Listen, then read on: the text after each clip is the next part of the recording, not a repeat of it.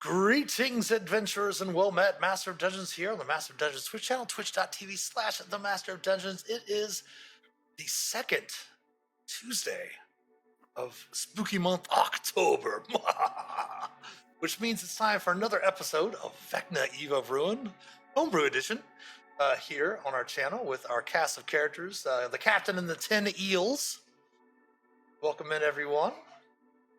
We're just discussing some of the things we're going to be talking about tonight. We last left the characters. They had come back from Evernight, the Shadowfell mirror city of Neverwinter in the Shadowfell, and they made their way back. They had received some rewards from the nobles, close to, I think it was like 9,000 gold in addition to everything else that you had found in the, was it Dolmir, the crypt of that family. You had found some treasures there as well, and one of the rewards was that Lord Neverember had granted the whole party, each one of them, lands, and gave them construction workers and builders and workers and such like that to construct their new lands. Of course, their new area is in a former area of Neverwinter that used to be a massive chasm. Opened up, I think it was to the abyss or something like that. So there are still creatures in that area of Neverwinter. We'll show you that here in a second. But before we get into that, let's go ahead and have everyone introduce their character, remind everyone who everyone is playing. Make sure to go ahead and include your species and your class, as well as your pronouns for your character that might be different from your own. So let's go ahead and begin first with Agnoth. Agnoth, let everyone know who you're playing. We'll go to the combat screen so everyone can see your character art on your token. So go ahead, Agnoth. Sure, Agnoth is a member of the Ten Eels, who's a group of adventurers from Exandria originally, who fell through a rift and wound up in Faerun. Agnoth is a gnoll from the Kreen dynasty. He left his home village of undeath to study magic and become an artificer in Resona. He stands a little over 7 feet tall, and while he's not particularly bulky, he's an armorer and has a robot suit to more than make up for that. Since his arrival in Neverwinter, Agnoth has spent a lot of time trying to figure out the party's purpose, and lately it looks like all signs point to Vecna. He also writes the occasionally snarky diary entries you can see on Discord. Have to get up to date with that for the next week. I forgot for this one, but soon. No problem. Thank you very much, Agnoth. Yes, if you are a member of the Discord, the community Discord server, if you join into the general channels, there should be the Gang's All Eels stream chat in which Serious playing Agnoth does tend to put in like a summary of what happens in some of the previous episodes, kind of like a journal entry in a way, to give you a refresher on what's going on. Thank you very much, Agnoth. And then we have Blink. All right, I'm Greg. I play Blink, him. He is a human Echo Knight. He also grew up in that whole Call of the Nether Deep area in the seaside town of Rothold. Went out searching for a purpose and found it in Captain Renly. There was a little bump in the road the last couple of sessions about whether or not his purpose was actually appreciated, but things seem to be better now. Blink is feeling pretty good at this point about the 10 eels. Right, sir? All right, thank you very much, please. Sorry, there's someone in my throat. and then we have the aforementioned Captain Renly. Captain Renly. Hey there, internets. My name's Greg. I play Captain Renly, he, him, all around. I am the Aasimar, Fathomless, Pact of the Tome Warlock. Yeah, I'm obsessed with water and Blink, apparently. I do my best to lead the 10 eels through the different obstacles and hurdles that they might come across, but having to, for lack of a better term, maybe babysit one of the team members can also be a little grating sometimes. So there's been some fun with that recently, but yeah, as we look forward to moving through with this whole Vecna storyline, I'm just trying to keep all the 10 eels together and happy. All right, thank you, Captain Renly. And then we have, from another Critin, Das the Blessed. Yes. Hello, everyone. My name is Talos, playing Das the Blessed, he, him. Das, yes, is different from the rest of this crew. He is, first of all, a very tall and handsome minotaur, so that's unique. But also, more specifically, is from the Dragonlance campaign setting from the continent of Ansalon, where he was a critical member of the alliance fighting against the armies of the Dragon Queen. He somehow got blipped over to Faerun, meeting up with the 10 eels, who he has seamlessly integrated with as their leader. And he is excited to be here. He's much as Blink was trying to figure out what his potential purpose was. Das is more and more certain he's starting to uncover what his will be, and is looking forward to the next great adventure before us. And he is an Oath of Conquest paladin. I think that's it. All right, thank you very much, Das. And then we have Devana. Hi, I'm Sarah. I'm playing Devana. She is a Twilight cleric of unknown origin. She has ashen skin covered with golden celestial tattoos. She might look like some sort of an elf, but when she walks away, she has a tail. She's very expressive with that tail. Most of the group knows what she means. Yes, no, oh my god, just from the way her tail is flicking. She likes to think of herself as the mother hen, the glue, the heart of this group. But her main mission in life is just keeping this group happy and healthy. All right, thank you, Devana. And then we have mysterious Minerva. Minerva, I think, brings the creepy to the to everything. She is custom lineage aberrant mind sorcerer. She is from the Menagerie Coast in Exandria, Port Tamale. She was the proprietor of Moore's Curiosities. A shop with all kinds of weird objects that would land in Port Tamale from various locations. She comes from a long-line family of merchants. Moore's Mercantile is the big establishment in Port Tamale, and she has a big family back there. And but she hooked up on one of her adventures trying to find some more artifacts with this group, and then now is entered into a whole different world.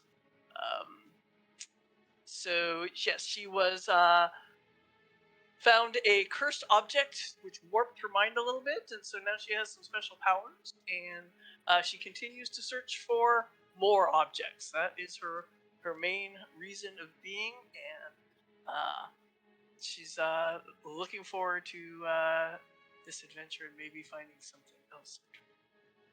All right, thank you, Minerva.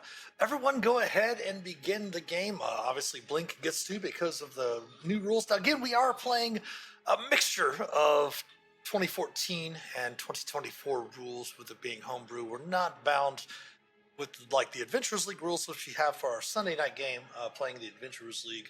We're playing a mixture here and there. Some of them, we're still using the Divine Smite from 2020 or 2014 for DOS. We're using the new rules for Surprise for the 2024 book. That will make it a little bit, make it to where most of the combats necessarily, if the characters are, coming in and surprise the bad guys aren't getting slaughtered before they have a chance to do anything. They just have disadvantage on their initiative rolls. But one thing that we are going to be talking about tonight and checking out, because the new Dungeon Masters guide is coming out next month. We're talking about, going to be discussing a little bit about bastions. So let's go ahead and bring us over to our Neverwinter map. The players are already there. So when they finished recovering the prominent members of Neverwinter Society that had been taken by the cult of Vecna, that the characters had discovered. Vecna's searching for some sort of secrets, trying to find ways to glean and siphon secrets from people. And the characters have discovered a number of secrets, not a whole bunch, maybe 3 or 4 along their way so far. But as part of their reward, they were given this section of land here in this area, this southeastern section of Neverwinter, along the recently sealed chasm that used to be down this wide wath stretch of land here in Neverwinter, still plagued every once in a while by roaming monsters and things of that nature. And of course, Lord Neverember thought, what better place to put reward some adventurers than a plot of existing land that needs to be, refurbished and brought back up to standards of Neverwinter and the fine city. And of course, having adventurers there to fend off the monsters isn't a bad idea as well. So we are going to be discussing a little bit about the bastions at the beginning of the session here. And I know that Das had went through and took the section of land, I believe Blink did as well, started working on some ideas for stuff. I did put we are currently right now using the Unearthed Arcana playtest rules from 1D&D when they first came out. That is going to be updated, of course, in the new Dungeon Master's Guide that comes out next month, beginning of November. So right now they're just using this as a guide to kind of think of different buildings, different things they want around this parcel of land, pardon me, that they have in Neverwinter, and then we'll start using the mechanics and fine tuning it once the Dungeon Master's Guide comes out. The 2024 Dungeon Master's Guide comes out here next month. So, players, what are some of the ideas for the different structures and facilities that you're considering for your party's bastions? Davana just thinks we should all live under one roof. That is her only opinion. Keep a close Davana, eye on everyone. Can we put like walls under this roof, or just like a big roof that's like a tent? No, we can all have our own rooms, but I think we should share a living room and a kitchen and a common space. But we can all have our own bedrooms. We have our own wings, maybe. This is starting to sound like a castle. Or keep, maybe a keep inside a castle. Yeah, two good points there, actually. So if I remember reading again, we're just using the EUA, but it made a point to say, hey, your bastions can basically be the same building. Like you just have different bastions inside the same structure. So Bastions upon bastions. Yeah, there you go, exactly. The other thing also, and Mitch, this is actually more of a question for you. Like looking at looking at the map here, we're looking and starting to plot out, hey, we've got like this, thing. I was trying to map it. It was like 150 feet maybe by like 100. Got these 8 buildings on it. You were saying maybe beforehand that maybe Lord Neverember is willing to give us additional, construction minions and such. Mm-hmm. How much would we try to? This has a point related to Davana's question, I promise. Mm-hmm. How much are we trying to sort of build ourselves into the 8 structures that are there versus like tear it all down, build Davana's House of Happiness kind of thing? These are just remnants. All of these buildings here are just remnants. I mean, there've been, think about like a war-torn, medieval war-torn city where there's like jars of fire. There's areas where lava, encrusted lava from the eruption of Mount Hutnau 50 years ago. There's, destruction from monsters and things like that. A few bones and skeletons you have to clean up through the area. So if you're wanting to destroy those remnants and use this section of land to build your own, that's completely fine as well. Some TLC required, as the real estate agents would say. Yeah, there you go. Lots of TLC.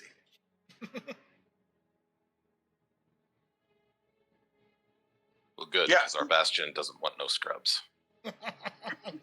Nice. You're saying that because he's the captain.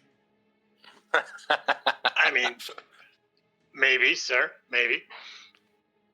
But basically what the bastions are, I do have the PDF here pulled up in Roll20 so the viewers can see that. In case you haven't seen the playtest version for the bastions, they do have a couple of videos out.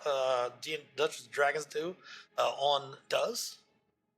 on the YouTubes and such like that to discuss ideas of what the bastions are, but not a whole bunch of the specific rules. Discussing a little bit of it and such like that. Basically, the characters can take what's called bastion turns later on. They'll have bastion points that they'll get as they do certain activities and things like that in the bastion as they adventure and such like that. It says every 7 days. In the Forgotten Realms, a week is 10 days. So a bastion turn would basically happen every 10 days that the adventurers are in the game world. And they'll be able to take a bastion turn every 10 days. Basically deciding, issuing orders and things like that for their hirelings, those that are working at their bastions, and such like that. We can also slow the pace. It talks about that, so we can slow it to maybe like once a month. But pretty much every 10 days, that should be fine. Again, there are mechanical benefits to different bastion facilities that are there as well. The types of facilities basically are, they also have facility space as well. So basically they're going to be able to create the basic facilities and such like that free of charge. They're not going to be charged coin to create these facilities for their basic facilities starting off. And then they'll be able to add to those, increase the size of those later on and such like that as they gain experiences and adventures. Mhm.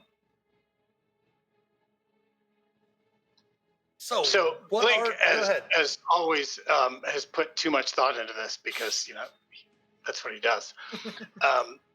And he has decided that after the events of the last couple sessions, where he was feeling a little unappreciated, that he wanted to build a homey sort of place for everyone to come and spend their time. Devana has the house where everyone can sleep together. Blink wants to build a pub where everyone can stay together. Unfortunately, you can't make a pub in the Bastion rules, at least as in the UA, until level 13. So Blink has put a bunch of structures together to build towards the pub. There's going to be a storehouse. There's going to be a garden because you need produce. There's going to be a theater, which is one of the special ones that is a mechanic thing, but that's just to really get Renly involved. So maybe people can keep an eye on Captain. But Blink has something that he wants to make the tourist attraction for the Tennials. And so in that sense, I would present to you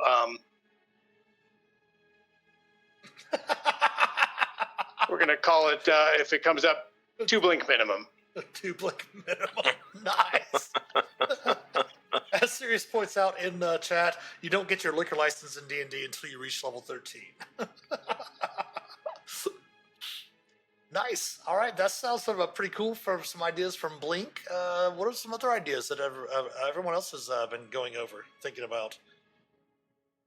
Devana loves that idea because if it's a tourist attraction, that'll bring more people in to go to Minerva's shop.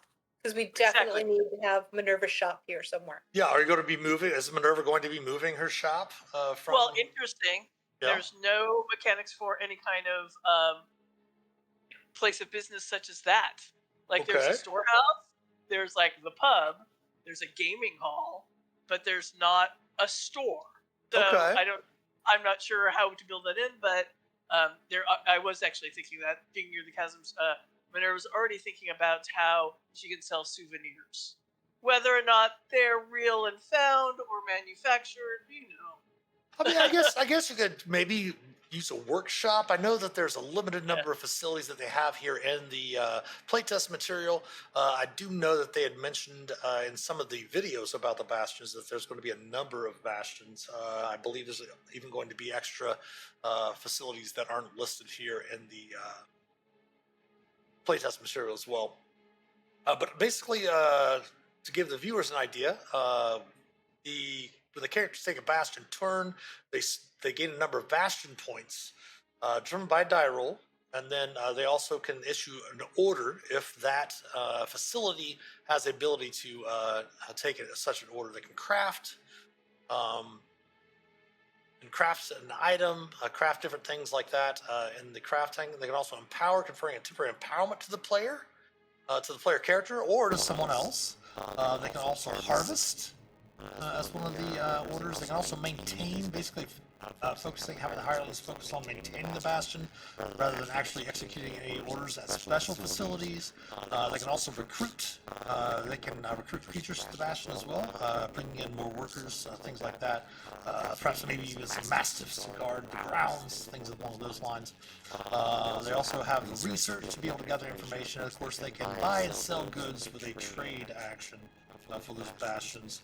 So, what about you're thinking about maybe perhaps any arcane studies or workshops? I know that we have an artificer, a fathomless warlock, and a aberrant mind sorcerer.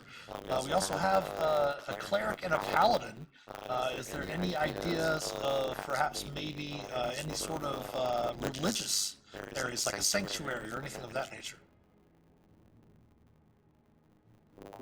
I don't think so yet, as I don't think either of us have sort of identified with a god here. Uh-huh.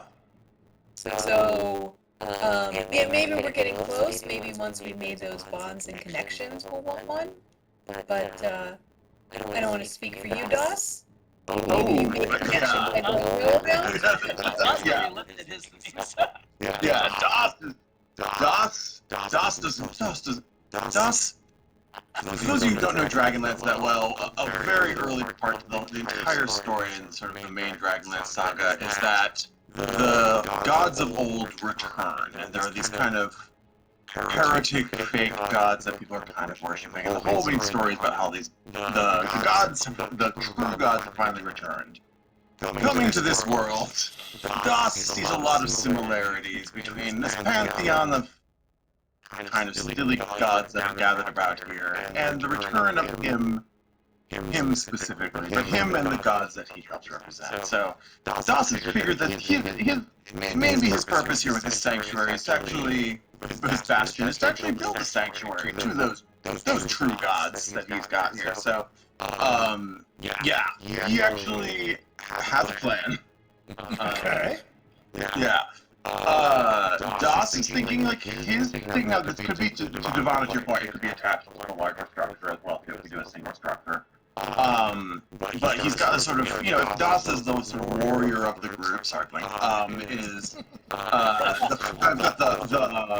fort, and also his, like, sort of the religious element he's got. So he's kind of like this religious bastion, he thinks, or a religious fortress. So, the basic structure, elements he got, he was very specific that he's thinking about a bedroom, but also a washroom to be able to enter the sacred space. And then he will be sort of more as he builds this sort of fort for defense, or maybe offense, but defense of the bastion. He will be having something like the armory, and probably the training area to start, maybe add the barracks later. And then he will have, he'll take the sort of trophy room, although it will look very different from what some of the other characters would have. And actually will be, its floor plan will be intermingled with the sanctuary, sacristy, I think, as it's called in the UK. To basically be a holy hall of all, not only his trophies, but also the various holy symbols of gods like Paladine, Mashakal, perhaps also like Sargas, or, Galeen as well. So, that is his general plan. I have more details, including I've got a couple names and personalities for his hirelings, but I don't want to monopolize the time with Doss's plan. But needless to say, he has a plan. Nice. Anything specific that Agnoth thought about doing?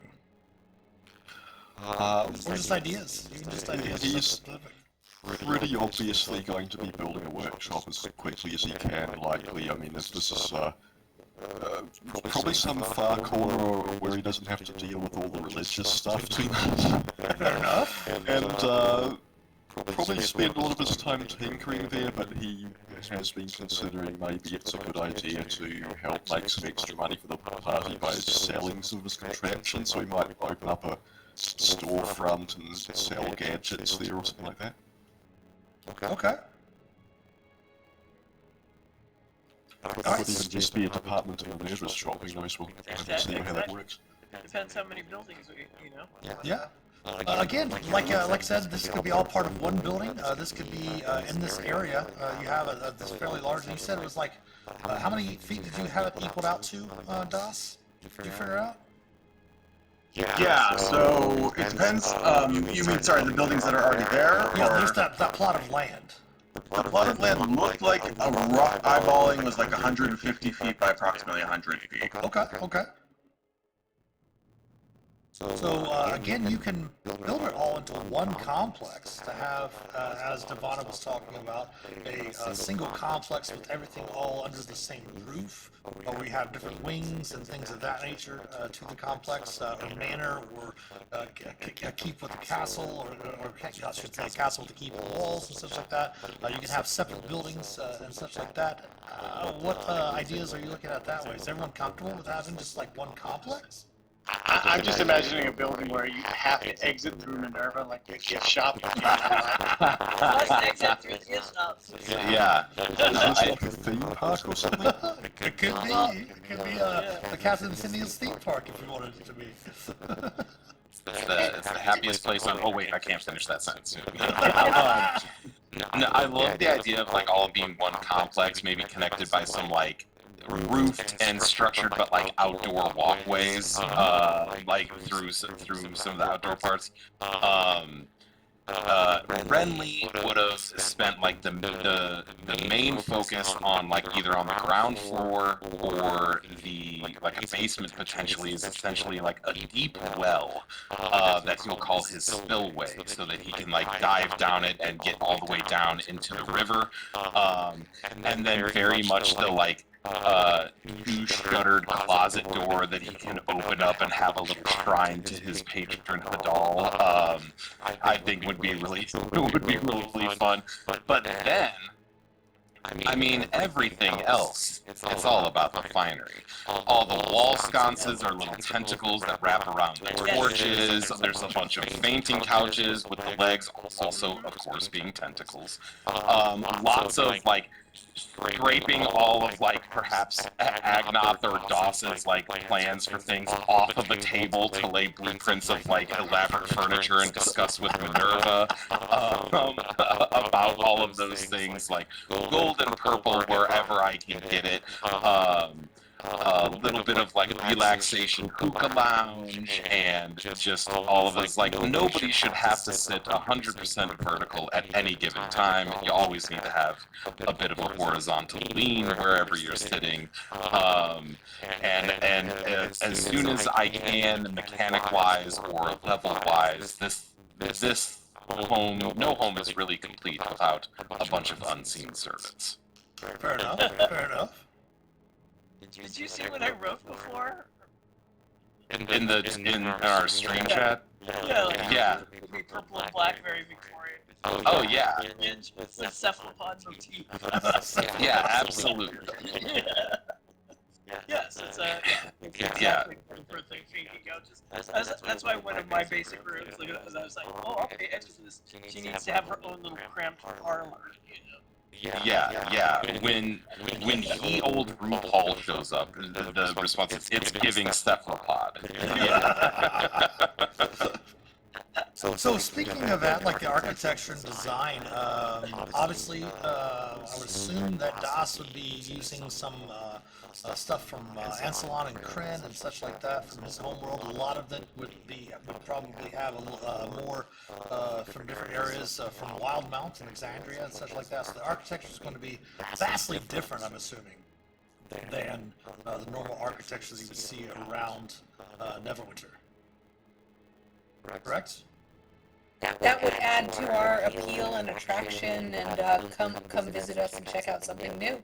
Okay.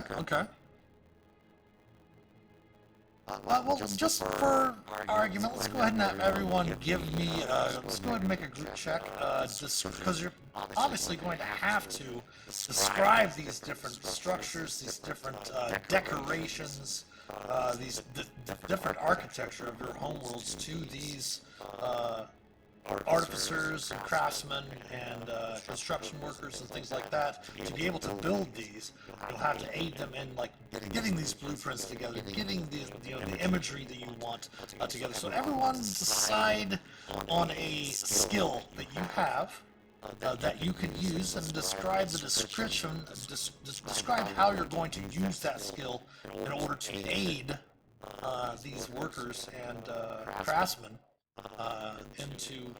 aid them in creating this otherworldly structures and architecture different from what they work on every day here in Neverwinter. Devana will use insight so that she is paying attention to when other people are describing things and knows when the workers don't get what they're talking about. So she can be like, you need to describe that differently. Gotcha. Alright, so Devana, go ahead and give me an insight check then. Okay. Next up. Agnoth will use history to relate what we're asking for with examples of architecture that he's seen previously in Neverwinter. Maybe if we've gone a little further afield, something else from, I don't know, if we've travelled to Candlekeep, that might be a good reference. But just generally things that they might be familiar with or that perhaps we can find references for. Okay, go ahead and give me a history check then for Agnoth. Okay. Again, this is a group check. Next up. My Greg might be showing, but I will not be taken advantage by contractors. I've had enough of that. You're not paying them. Lord Neverember's paying them. I know, but I will not be. I will not be like. I guess there's enough suckers on that tentacle sconce. No. If I say 12, there will be 12. So I'm going to use intimidation to make sure that these contractors give us the royal treatment, as it were, being that they are commissioned by Lord Neverember. Okay. Go ahead and give me an intimidation check. Okay. All right. Nice. What about Minerva? Das? Minerva would definitely be using her powers of persuasion, and her smooth, articulate voice. Okay. And even maybe with a little bit telepathically, getting her point across. Giving them images in their heads. Okay. Yes, of what she wants. But she would be using her words to coax the best work out of it. I'll tell you what. Go ahead and roll that with advantage, since you have a telepathic connection that you can kind of give them a sense of through your telepathic connection what's going on with that. So go ahead, give me a persuasion check with advantage. 7. Nice. All right. What about for Blink and Blink and Das? Go ahead, Blink. All right. Well, Blink is kind of excited about this idea of sharing his own culture, but of course he wants to bring the masses into this. This is to be a tourist attraction, so he wants to try to persuade all the contractors and the staff that while they're working, they need to wear no less than 24 pieces of trinkets or flair, if you will, each time through. Because that's really how you let people know about Elixion and the Netherdeep and things like that. It's through flair. Preferably with suspenders on the outfits the whole way through. Of course, yeah. The more flair you have, the higher your stature. Give him guidance as she sees Blink thinking really hard about what we should do with the Bastion. Maybe give him guidance. That depends. Let's find out what skill Blink wants to use first. Oh, this is either persuasion or performance. I love it. Which one would you like, Blink? Persuasion or performance? They're both equally terrible. Go ahead and give me a performance check. Yes, Devana, you can give him guidance. And I'm going to burn my inspiration on this. Like, it's okay. You're gonna figure it out. Sure. I am sashaying around the room, showing what flair looks like. Performance check? Alright. Yeah. I told you. I told you. Hey, 2 great rolls. Even with the -1 performance skill, you had a 17 or 18 and a 19. Great, awesome. All right, and then Das. All right, that's so many choices. I was trying to figure out a way I could shoehorn in his Minotaur labyrinthine recall, like knowing structures and mazes, but I'm not sure how that would work into a check. So I might just go with straight up. He's going to show them how to do this by actually doing it himself, by lifting twice the rock that a normal man can carry and putting them into place. Say, this is how you do it, aka using his athletics. Okay. All right.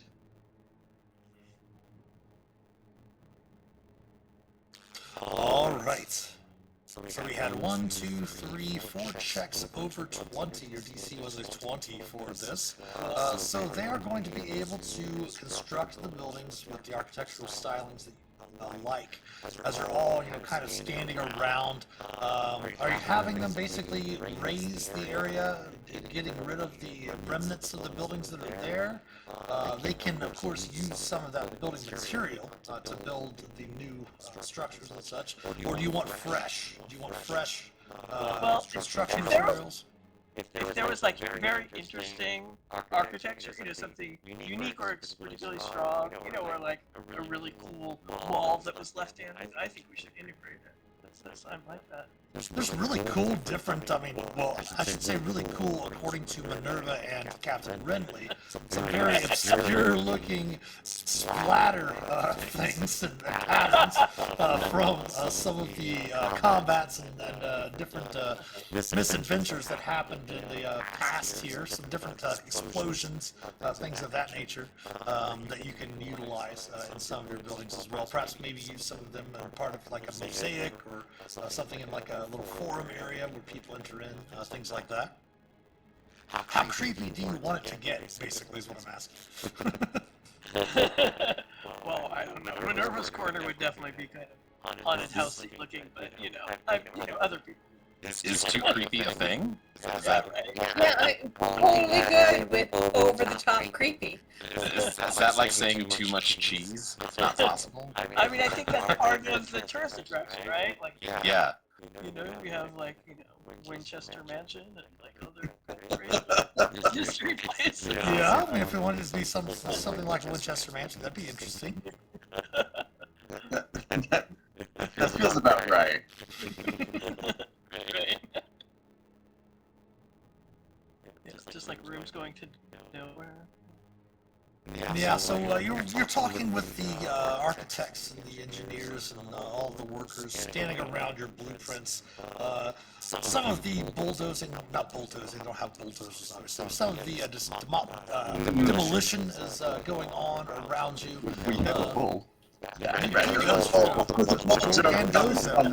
Yeah, you can do both those things. Did roll a 23 athletics check. Was talking about moving the rocks. So Das is working on helping demolish some of the buildings with some of your guidance, walking through, picking up the pieces that you want to use in the new construction that's going on in the area.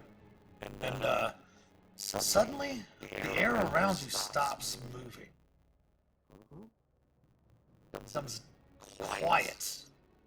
You see the figures around you slow motion, and all freeze in place. Looking about, you see the rest of your companions do not seem to be affected by whatever is going on. So just the contractors are getting lazy? Perhaps, maybe. But they don't even seem to be moving, not even breathing.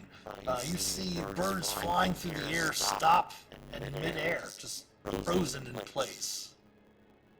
Then, Is this like time stop?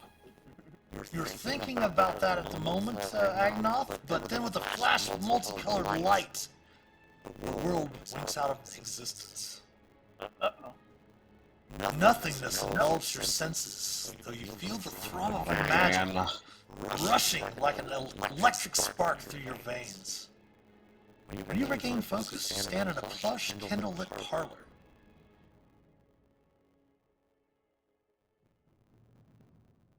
My kind of place. Happens to us a lot. More than the average bear, I'd say.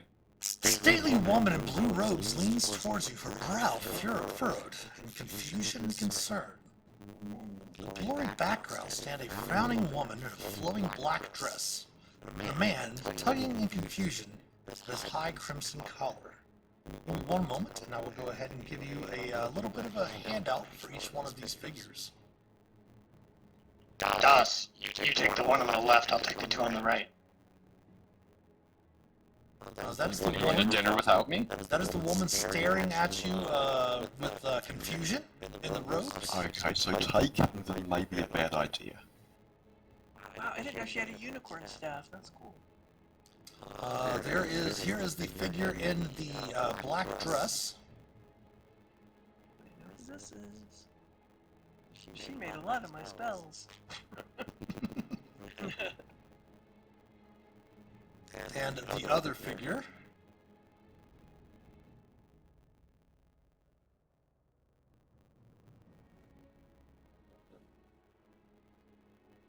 Oh, not that one. Where is that? Where's that picture? I think it's right here.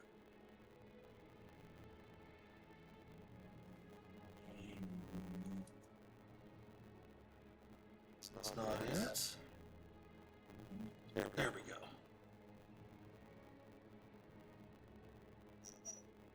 Mitch, if we'd have time, I would, after any sort of unseen thing like this, I would like to pop the Echo out right next to Renly protectively. Sure, you can do so. It should be underneath your token. If it's not there, you just go ahead and pull it out. Yep. Devana would like to both flick out her tail and cast guidance on Renly, on Captain, and reach out and put a hand on Das's shoulder and kind of whisper, "I think this is a moment for the Captain." Alright. Now, do any of us recognize them? No, you do not. You've only been in Faerun for about a little over a year, if you recall. But I'll go ahead and give you a chance at a history check. Well, last one didn't go so great, so I'm using inspiration on this. Okay. 24. The female that stares at you with her brow furrowed in confusion and concern, in the blue robes leaning towards you a bit right here with the white hair, does look very familiar from her description. She does seem to be the Celestial Silverhand, the Open Lord, considered by most the leader of Waterdeep itself. And I'm guessing maybe from what she's wearing or some description I see in the book, I recognize that's probably who she is. Perhaps, yes. And one of them, the one in the black dress here, kind of sneers as your group just appears in a circle here in the sanctum. Says, "I don't think you could be the answer to our wish." She kind of sneers. And you see the woman with the robes kind of shushes her and says, "Please, sit, friends. Very intriguing." Well, I'm glad to see I'm not interrupting something. My apologies, introductions. I am Celestial Silverhand. This is my companions, Tasha and Mordenkainen. You see the figure with the beard kind of messing with his high collar, bald head kind of nods in your direction. The woman in the black dress tips her hat off of her hair and nods to you, says, "We were trying. I'm not really sure what has happened, but and I don't understand why, but we were working on a witch spell. And seems that the results of the spell teleported you here to the sanctum. Which is very, very odd, as the sanctum is in sigil." Let me get this straight. You wished for me? I mean, us. I mean, I guess we're the answer to your Prayers. And the man sits there and kind of remains silent a little bit and kind of puts a little grimace on his face and strokes his beard a bit and kind of closes his eyes, just shakes his head. And the female in the black dress introduces Tasha, kind of snickers beneath her breath. Mitch, if I may retcon one thing, I just realized I have enhance ability loaded. Okay. And I'd like to tap Renly with Eagle's Splendor, which gives him advantage on charisma checks. Okay, sure, you can do that. Did we know about Sigil from Eldon? Yes. Okay. Elton would have explained the outlet, because you did have, I believe you also still, somebody has that drift globe, right? Yeah. That has all of the outlands, the gateway cities and such like that etched into it and such. Ah, interesting that we would. Or Eldon, too bad he's not with us. He would love this journey. I mean, if you're gonna wish for anything, you're probably gonna end up with a captain here. So, speaking of which, Illustrial, I don't know how I should probably address you, but, what did you wish for? Might tell us why it's us. When you say that, how to address her, you see the character, Mordenkainen says, Lady Silverhand should do. Noted. But before we continue any explanations, who are you? Captain, would you like to start us off? Yes, thank you. Now, interesting that you wished for us, and yet we're needing to make introductions. Not from a manners standpoint, but just you wished for us, but I guess it wasn't specific enough to state what specific persons you were wishing for. Then they sit there, they're kind of staring at you, waiting for you to continue your explanation. Sorry. Speaking of manners, where are mine? My name is Captain Renly Mulfane, and this are my compatriots known as the 10 Eels. And then I go more specifically, like Blink, Devana, Minerva, Agnath, Das. We're from Neverwinter, more or less. Very familiar with that, Illustrial says. Tasha and Mordenkainen kind of glance at one another. Do note that just after a few moments of this conversation with them in this strange-looking sanctum, each one of these wizards, obviously, once they're introduced, you've heard of Mordenkainen and many of the spells that he's created. Tasha created many spells that are very well known in the arcane community as well. You do note that they do seem to be a bit tired and a bit weak. Does anyone happen to have a medicine skill? I imagine Devana does. Yes, Devon does. Yeah, well, you actually don't even have to make a check. Just looking at it, you can see that they seem to be extremely fatigued.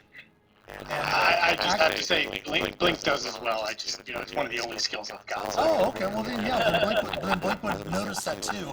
And anyone skilled with Arcana can tell that they seem to, from what they've discussed with you, expended a great deal of arcane energy casting this witch spell.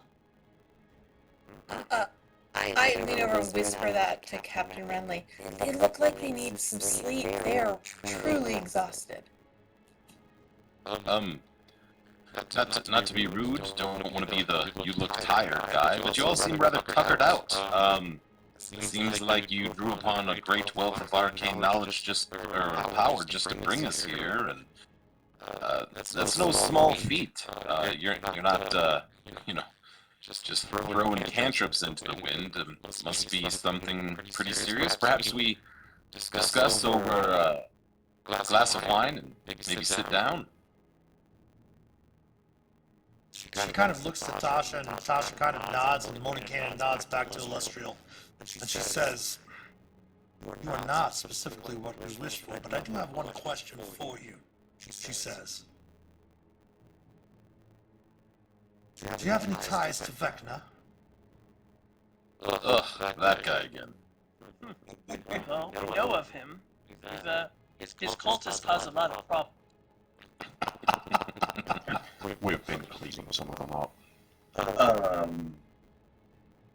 Out of character, we do have Vecna's link as like explicitly as a blessing question mark. Your characters know that you have that, yes. Yeah. I don't know if Joss would be able to articulate that, but if we want to share that with them, that's something. We've recently rescued some kidnappees, from some of his cultists. If it's okay with you, I shall not divulge the reasons why they were kidnapped, as though that's personal to them, but it seems like cultists of Vecna have been, well, rampant, for lack of a better term, throughout Neverwinter, and Lord Neverember himself had put the 10 Eels, capable though as we are, to the task of ridding the city of them. And it seems like the old undead geezer himself is aware of our efforts.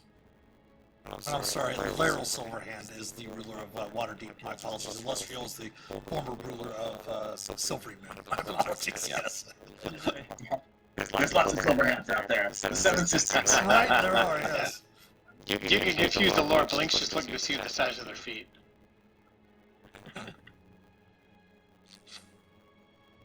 So We are aware of it, but these interactions leave you with any connection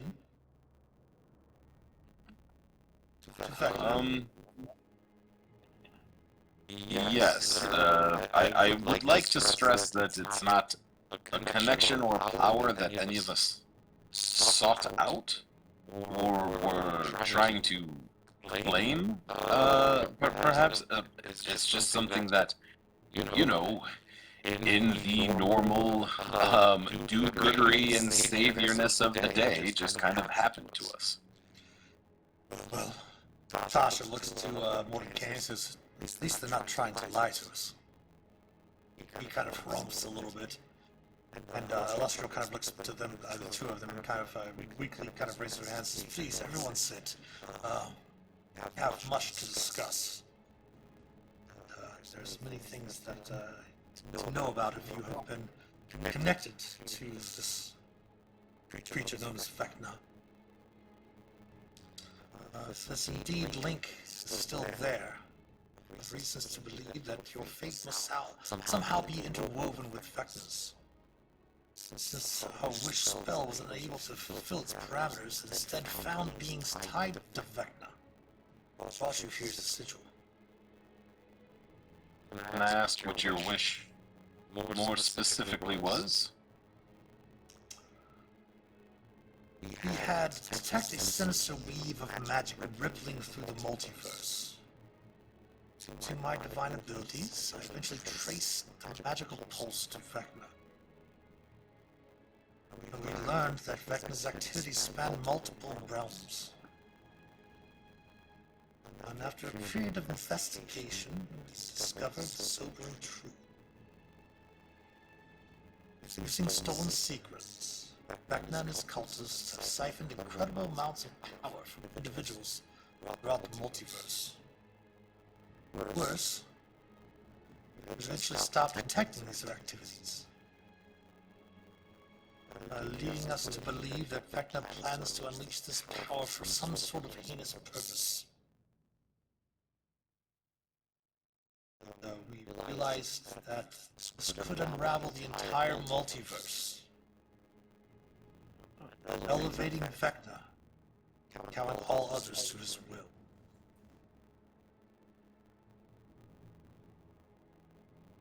That does seem to fall in line with the information and experiences that we have had of late over the past, my God, it's been a year already. Falls in line. I didn't expect it to be an apocalypse. You see Tasha kind of look to your group, and her eyes, and her irises and her pupils flash, and they turn black for a moment, and she closes back. She says, perhaps longer than that. It seems that you all have met before. last year? Most of us, to be honest, the majority of the Tennials are not from an area close to Faerun. But Das here, and I reach up and like clap him on the back of his armor. Say, is a little bit more of a recent addition to the Eels, but an important part all the same. Ah, yes, Crin, I know it well. Says Mordenkainen. You would be the first person I've ever met who said that. Same here. Sir. Well, before we continue I'll hold up. hold that note, hold that thought, because we do have an ad break coming up here in just a few moments. So you don't have to hold that position, Blink, but hold that thought, and we will share that thought when we come back on the other side of the ad break. Go ahead and stretch your legs. Those watching, use the restroom, grab some snacks, refresher beverages, and we'll see you on the other side of the ad break. So stick around. We'll be back in a few.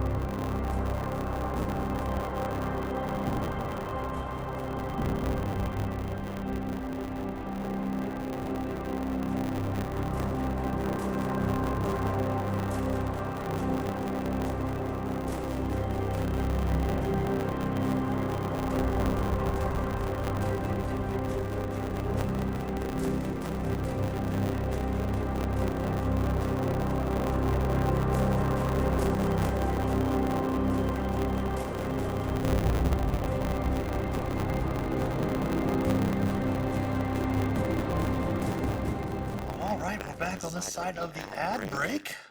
Welcome back, everyone. The characters find themselves in a strange sanctum, surrounded by some luminary figures from D&D history. Morden Kanan, the wizard, Tasha the witch, Iglaville, as it were, from you discover from those that might have played Wild Beyond the Witchlight, and Illustrial Silverhand, the former leader of Silvery Moon. Sister to Valero Silverhand, who is the open board of Waterdeep, as I misspoke earlier. After kind of letting it sink in a little bit, Illustrial continues. She says, "We're determined to oppose Vecna, but unsure how the Lich God intends to unleash his masked magic. I've, of course, contacted my most powerful allies, answering call Mordekainen and Tasha, both from a world known as Oerth. Answered the call and retreated here to my sanctum that I keep here in the sigil. We used our combined magics to weave a wish spell in hopes of sabotaging Vecna's accumulated power. Diffusing this ritual, instead of the expected effect, seems to have summoned you to sanctum here in sigil." I will hold my finger up and say, yeah, interesting. Sorry, what was that, Blink? Oh, I just meant, sir, if they kind of wished us here, they can just wish us home, and then we can get rid of Aste. Blink. Well, what? It's our chance to get home. And I'll say, well, Miss Madam Silverhand, You see Mordekainen kind of chuckle a bit and give you a wink. I do believe, honestly, that we can help each other out. We actually are not strangers to suddenly being whisked away and having an interesting encounter with powerful people. One such instance let us know that all of us are here with a certain purpose. We've been kind of waiting to discover what that might be, and it seems as this might be it, but I have to take the opportunity to say that we all are very desperate to get to our homes. And this past year, or longer as you alluded to, the pathway to that has evaded us.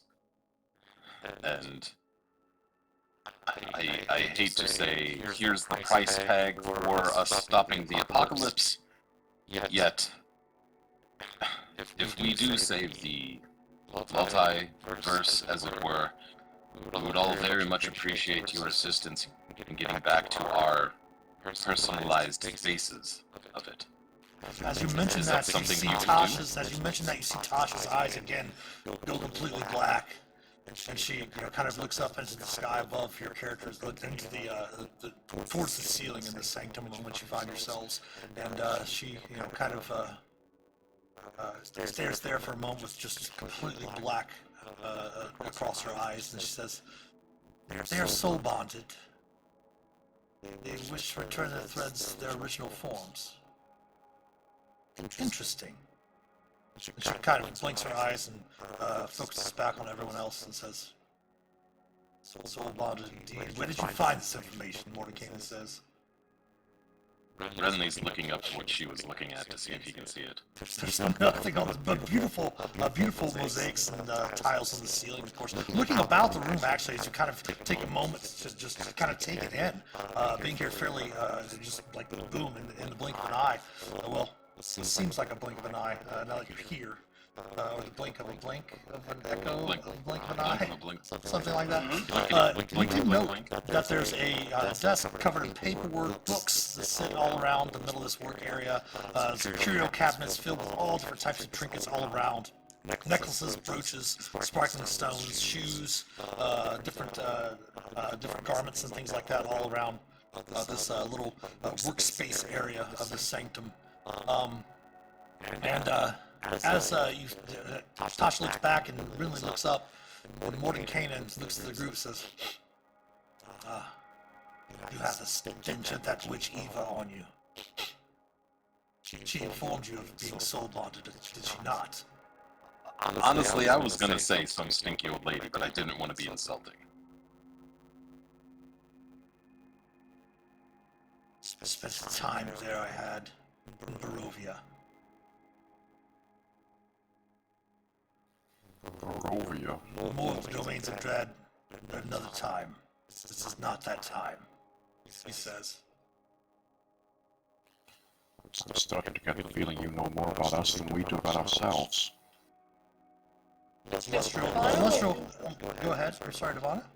Devana will lean over to Renly because her charisma is very bad. She's shy around people she doesn't know. So she'll lean over to Renly and say, we've been in a lot of dimensions. You might want to mention we're dimensionally fluid?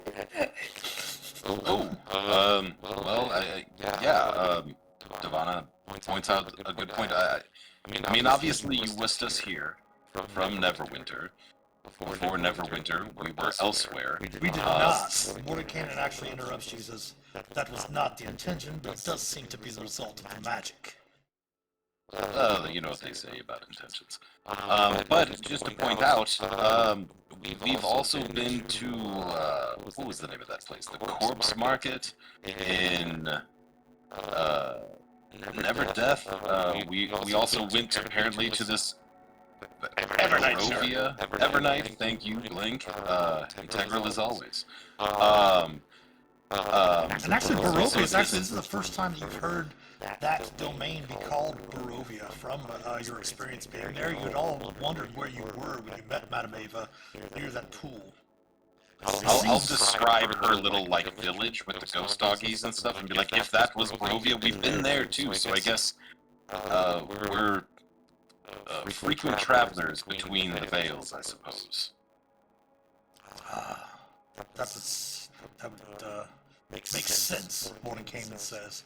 And kind of expressing and talking about the situation, Alestrio kind of speaks up and says, I'm worried that if the wish as powerful magics as we could devise, not stop Vecna.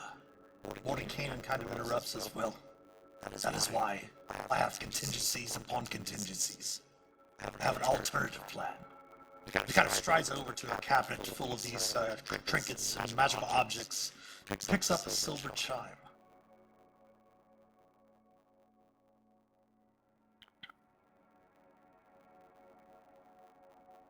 Did everyone see that handout? Yes. Does it look like any sort of weapon that we need to knock out of his hand? No. Indeed, it just looks exactly what it looks like there in the handout there, Blink. I mean, I like a wind chime as much as the next fella, but He kind of approaches you and kind of displays it and says, I'm worried that perhaps our wish wouldn't stop one as powerful as Vecna. Celestial, please forgive me, but of course, as I did say, I did plan a contingency. Vecna is too powerful to stop directly at this point. However, no power is absolute. I suspect Vecna will be vulnerable while he leaves this ritual. Confront and weaken him, this Chine of Exile. Banish him to Overth. He will no longer be able to afflict multiple realms at once. In his plan to remake this multiverse will fail. And How do we weaken a god? as you say that, Agnoth, you recognize the excitement of arcane magics in the gleam in Mordenkainen's eyes. This is an artifact that is, I believe, the only way to weaken Vecna, so the chime can be used against him. This artifact is known as the Rod of Seven Parts. Unfortunately, its component pieces are scattered across existence.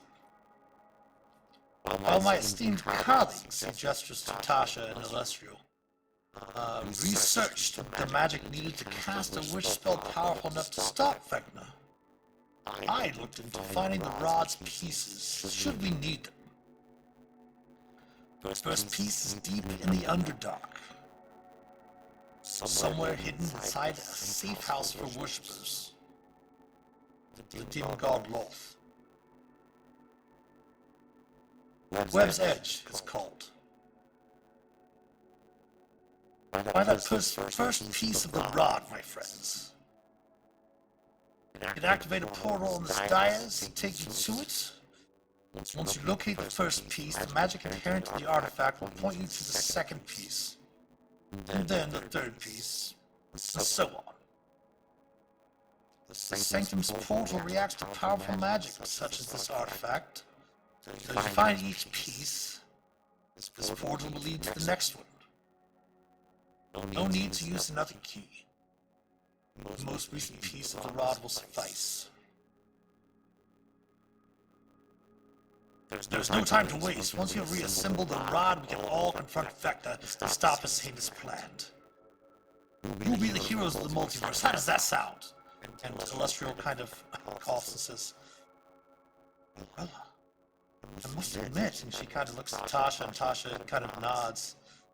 This does seem to be a best hope to stop Vecna. However, though I appreciate your insight and your foresight, Mordenkainen, I'm sure that our newfound heroes of the multiverse, as you put it, might have questions and do desperately seem to be in need of discussing things amongst themselves as well.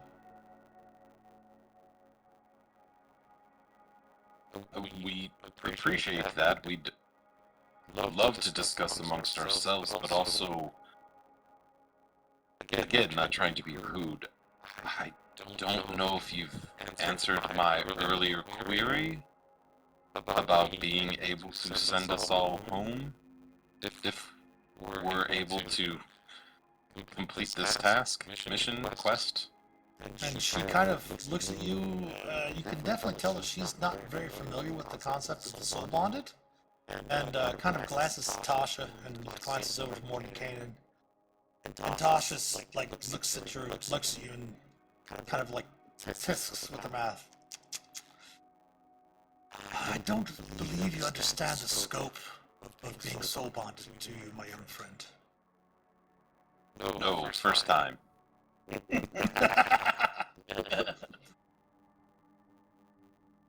That home that you yearn for is not yours.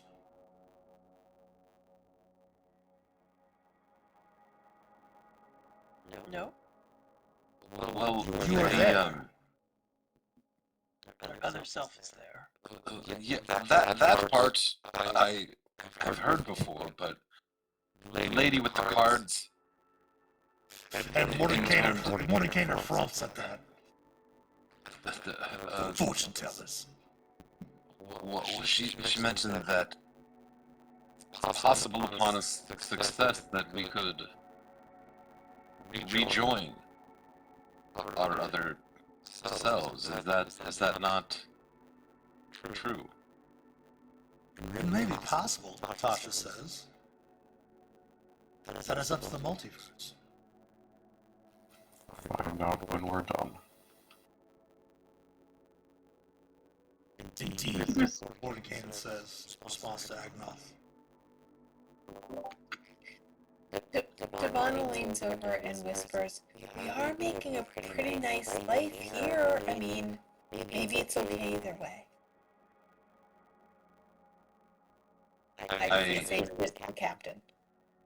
I look very, very crestfallen for like but a moment, and then kind of like pop the collar and shift the smile back onto my face and say, well, it's the best chance we got, and I trust anybody with good taste in furniture, so I suppose, and then like back to crestfallen just for a moment, I say, I suppose it's our only and best shot.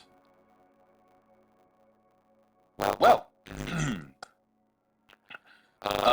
who's this loaf lady? Nice? You do recall that Mordenkainen did mention a demon god. And I'm going to give Agnoth, go ahead and give me a history of religion check at advantage since you've spent time at the House of Knowledge in Neverwinter multiple times over the year you've been there. 15. Yes, you do know that Loth is known as the Queen of the Demon Web Pits. She is a deity that does span different prime planes of existence. She is a deity in the Forgotten Realms. She is a deity in this place called Oerth that Mordenkainen speaks of. She has her web, I should say, of influence spans the multiverse as well in many different worlds throughout. You could call her nice if you really like spiders. Very true. Okay, alright. Now, since we're playing around with fate and things like that, I told you not to get that souffle, and now look... Alright, fine, whatever. It was tasty. What? It was Okay. really good. And Well, maybe I it'll hope it was just worth spend it. hours. I hope it was worth it. We're now traveling to go talk to a demon goddess spider lady about how you ate eggs and baked them in a souffle. Well, maybe it'll give Buttery, us some crispy, resistance. risen crust. Right? What? Sorry. Maybe it'll give us some resistance towards it. It's better. Maybe they have a better recipe. Oh, come on now, Agnoth. Anyway, Can I take a closer look at that object? Of course, please. Illustrial motions to Mordenkainen to hand it over. And for some reason, Renly, you see him look to you, and you almost see in your mind's eye receiving the Stone of the Three Prayers. Almost as if this artifact is being entrusted to you. And he passes it over to you. And Illustrial kind of gestures to this chamber beyond that you can see and says, please, use the parlor to discuss with yourselves and examine the charm. We'll give you a bit of time to rest and discuss before we send you off. And she gestures to this, if you can see here. That was the portal in which the portal area in which Mordenkainen was referring earlier. I guess they're not afraid that we're going to run off with it. And let me go ahead and give you the handout for the charm. Give me 1 second. I'm sorry, the chime. My apologies. The chime, the rod of Chime of exile. That's what the chime looks like.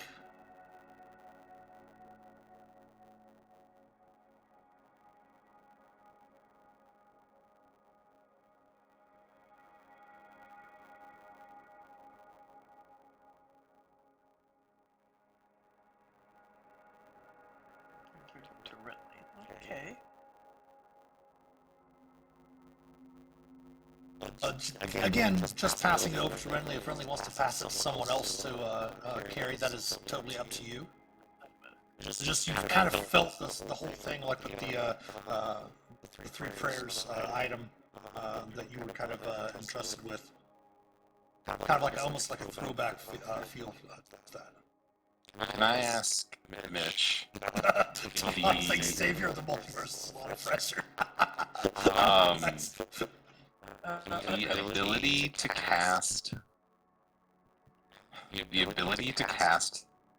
the spell out of this item. Do you have to be able to cast in general in order to do that? If you're looking at the item, does it require any attunement by a spellcaster? Oh, you know what? I closed. No attunement whatsoever. No attunement whatsoever. You're gonna pass it over to Blink, are you?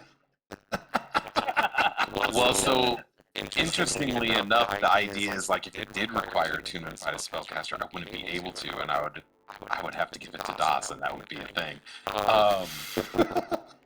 And so I will say, you know, there's been a little rift. There's been a bit of a tiff, as it were. And as they hand it over, I will say, I appreciate your offer to allow us to discuss, but rest assured that I will give this the highest security I have available to me. Link, would you please hold on to this item and keep it safe? Me, sir? I don't think anyone else is integral enough to the 10 eels to guard this item. I only have one question then, sir. And it's actually more for Mitch. If Blink were to walk around and incessantly just kind of bat at the little metal things that I can see in the picture, does it make sounds like a wind chime? Yeah, it would. Oh, 100% then. Yes, sir. Yes, sir. We now have disadvantage on all 3 stealth checks. Yes, we do. Well, Link now has his first musical instrument for his theater performance. Oh, I didn't even think of that. There you go. There you go. And if you get any hecklers, well, you can see what you can do with it. Oh, yeah, this is perfect. Thank you, sir. But heading into the parlor area, you see plush antique furniture, including sofas, footstools arranged here. You notice that to the north is a grand staircase. To the south is a garden of ferns and flowering plants. Grows around a raised marble dais. And to see that it is the side of the portal that was mentioned. They do say when you are prepared, ready to go, to Web's Edge. Just stepping up there, the portal will activate for you when you're ready to go. You can easily note that the garden around the portal of Dias here to the south definitely has something to do with magical gardening. It doesn't seem as if the plants need any sort of tending or anything of that nature. Did they give us a description of this rod as 7 parts? Or do I need to ask that of them? You can ask, and Mordekainen replies, you will sense it and know. Artifact of that power. Essentially, it looks like a piece of a rod. He kind of chuckles. It has 7 parts. Again, once you recover the one, the next it will lead and guide you to the next part. How do you know it's the first part? Is it like the bottom? Or is it the top? Or is it kind of a middle out thing? And as you've all been accustomed to, when Blink asks a question, Mordekainen then turns to look to Renly and the rest of the party, and kind of shakes his head, and leaves it to someone else to explain to Blink. No, normally I'd make an excuse for him, but it's not a terrible question. Blink, I guess it doesn't matter. We can't do anything with it until we have all 7 parts, so middle, end, top, bottom, we just gotta get them all together. Maybe it's like magnets, you know, where it has polarity on each. Maybe like an What is he? Oh yeah, I got one of those. Well, you know, I'm up for this. Right up my alley. Well, yeah, I'm glad you mentioned that, Minerva. I mean, I am a captain, and I try to, like, I say that with almost a little bit of, like, you know, hesitance of, like, but it seems like me agreeing for us to do this is kind of putting your entire lives on a specific path, and I mean, what say all of you? It sounds to me like this is the only option. What's that? It seems like our responsibility to be saviors of the universe. I think our lives were already put on this path as soon as we were taken from Alexandria. I think this was the purpose. Right? The big thing Could be I'm it. destined for. Well, if the captain doesn't check in with his crew, he risks a mutiny. So, If we're willing to take this responsibility, it just seems like a lot. Devana, don't second guess ourselves. What greater purpose is there than being heroes of the multiverse? And what greater cleric of whatever god it is that you worship that I won't challenge right now than you?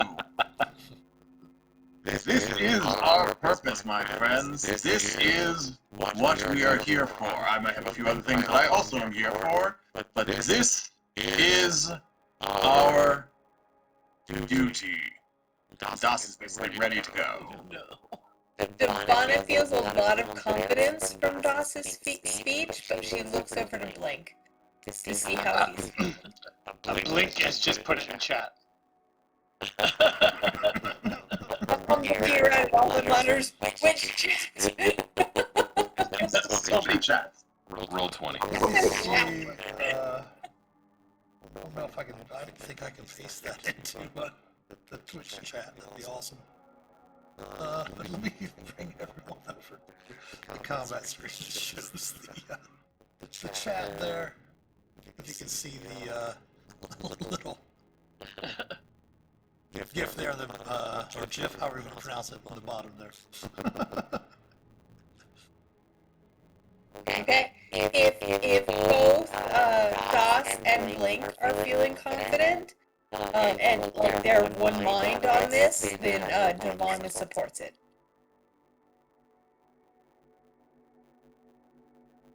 I mean, I'm not sure the two of us together make one mind, but sure. That's a good point. That's right. It makes a mind plus plus.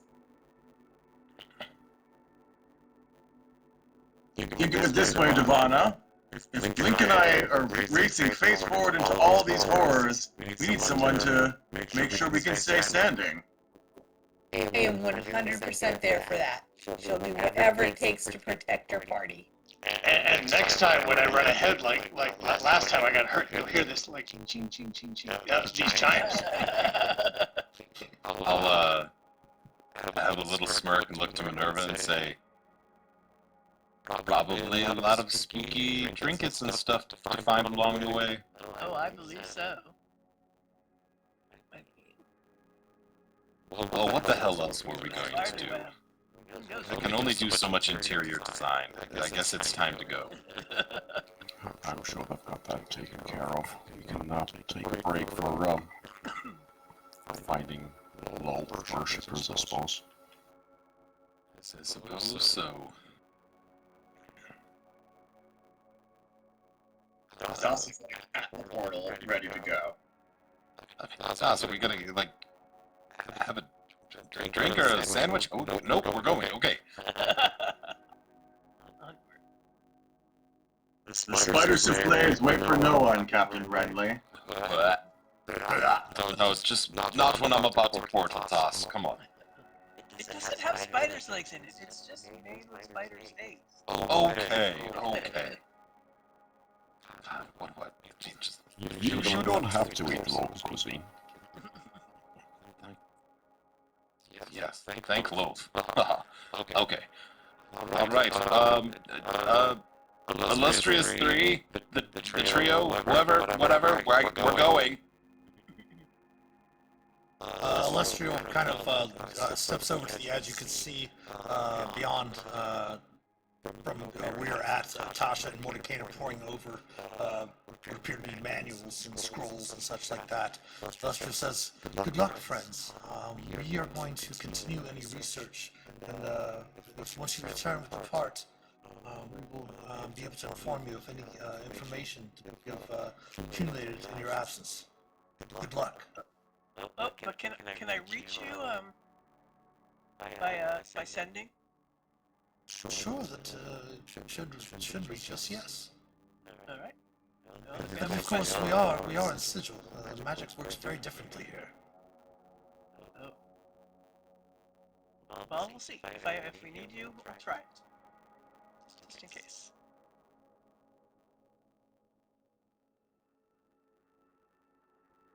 All right then. Order time? Suppose so. Here we go. Down. Eknoth takes one last look around the room to sort of get any potential ideas for the stuff we're building, just in case they've got Yeah. fancy things here, which they might. It's very elaborate here. Yeah.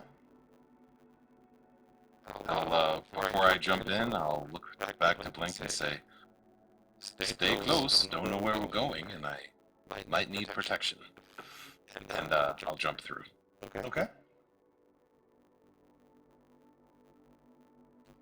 Anyone else following suit? Oh, sorry. Yeah. Sorry. Yes, yes. Sorry, went. Definitely. Within a nanosecond. All right. After stepping through the portal,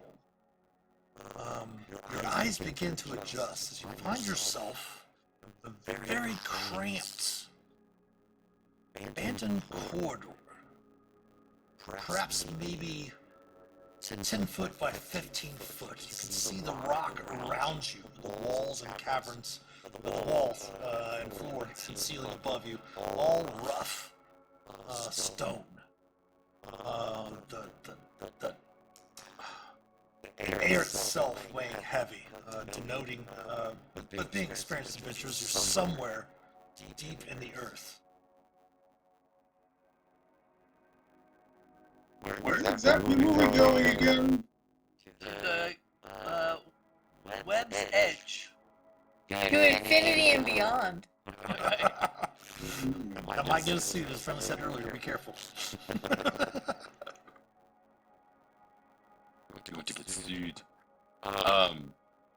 So we're underground. It's dark. Of course, everyone does have dark vision. Blink does have the goggles of night. Sure. Do we hear any? I mean, it's called the web's edge. Do we hear any creepy crawlies? Go ahead and give me a perception check. Can we all give perception checks? Sure. Looking around. Oh wow. Here. It's dark. It is very, very dark. Of course, your dark vision allowing you to see that the appears to be a chamber of sorts that you find yourself in. Again, about 15 foot by 10 foot in length and width. My 6 perception just makes me go, it's dark. Is the air humid or cool or? Kind of humid. You do hear with those perception checks, perhaps maybe distant water. Definitely, from those of you from Exandria, it does bring back those ideas of being underneath in the chambers and such like that through some of the dungeons you crawled. Since Renly just knows it's dark, I'm just going to start batting the chime and take follow the sound, sir. Follow the sound. I think Wait, please put it in the bag of holding. just for now. How much of it, does the echo carry down the, It does not. you know? Oh. Is the okay? So are we near a wall that I can kind of touch to see if it's sticky? There's a 15-foot wall on either side of you, and there's a 10-foot wall on the ends of the chamber. Well, if I can reach out, I'm just gonna touch lightly to see if it feels sticky. As you reach out, go ahead and give me a perception check. Go ahead and give me, actually, first give me a direction. Does anyone happen to have an order of directions as one of their common magic items? If not, for the purposes of just reaching out, give me a north, east, west, or south direction. I do always know which direction is north per labyrinth and recall. Okay, so the northern wall, perfect. The northern wall is 15 foot in length. The southern wall is 15 foot in length. The eastern wall is 10 foot in length. The western wall is 10 foot in length. But is it sticky? It is. Which direction do you touch? Okay, I'm gonna say I'm going east because I just reach out my right arm. It is not sticky. Okay. However, it does not feel as it looks. How does it feel? It does not feel like a rough stone wall. It actually almost feels as if it's some sort of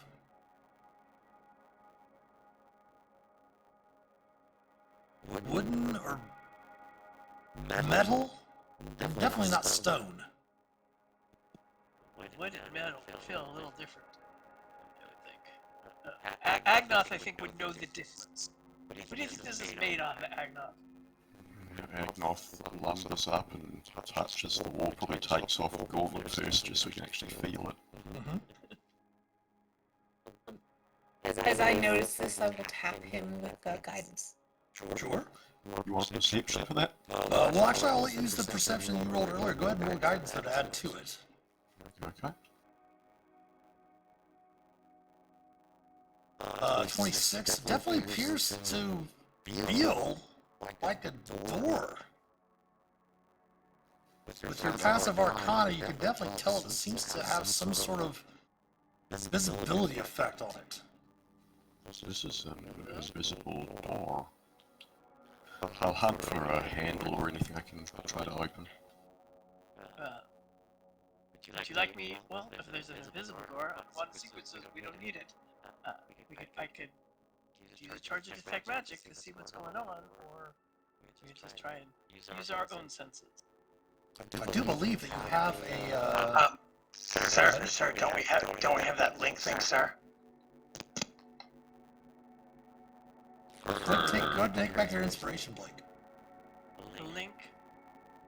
It's an advantage on insight, right? Blink is going to sigh at having to be the brains of the outfit, Oh wait. and he's going to use his Vecna's link. Okay, as you use the action to see invisibility, Link, Yes. from your link, you do note that the invisible doorway becomes visible to you. I guess Blink is leading the way. Blink looks over at Doss, channeling all the mean girl energy he can, and says, "It's this way, sir." Well, we'll look at the other walls too. See what do you see there? But I saw something on this wall. It's a good idea to get a sense of what else is. Okay, since Minerva said so, I will look around. Just cavern walls. Yes. Alright. Just to double check. Alright. Is there that skeleton in front of it too? No, it's just that's just the art. Okay. Alright. So what would have happened to us if we took too long to figure it out? Definitely, it seems to be some sort of wood engraved, nondescript iron and wood door. You can see that there seem to be 8 symbols subtly carved into the rock above the doorway, Blink. Okay, I'm going to say, Doss, we need you to knock down this door, but I'm going to point to the stone about 3 feet to the right of the door. And say, just get a good head start. I just want to jump in real quick. Is there a new map for us? Not yet. Okay. No problem. No problem. It's still the edge of Webb's Edge. Correct, at the entrance. Are the symbols above where we can see them, or are they only on the door? Currently, only Blink can see them. There's some writing up there.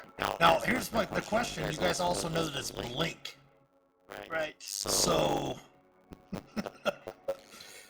Agnoth is going to use the see invisibility thing as well because he thinks this writing might be important. okay. What languages do you speak, Agnoth? Ooh, do I still And what have languages, by the way, do you speak, Blink? Just common and undercommon. Well, as a matter of fact, Blink, You can read. the symbols are an undercommon. Wow, this is very that is on my list as well, apparently. Oh, good. Integral. What am I telling you? Stuck me in a bag again. Go ahead and give me a Arcana or Investigation check, Agnoth, as you're looking at the door as well as the symbols. Yes. Nice. From the way it looks and the surface of the door, it definitely seems as if the door might be sealed with an arcane lock. But it does indeed seem as if the characters that are embedded in each symbol above the door might be a key to opening the door itself. Of course, you can try to open it with a strength check, or an athletics check, I should say. I'm going to try to decipher the symbols and see if there's some way to open it using them. Or it's like a combination lock that might not work so well, but you know. If I see Agnoth thinking really hard, like he gets his face all scrunched up, like he's thinking, I will tap him with guidance.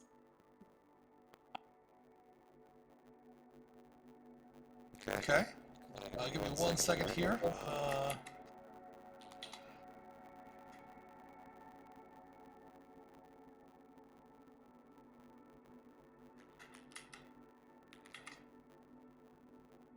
I believe this is proper. Here are the, first of all, here are what the symbols represent that you can see. Blink and Agnoth in Undercommon.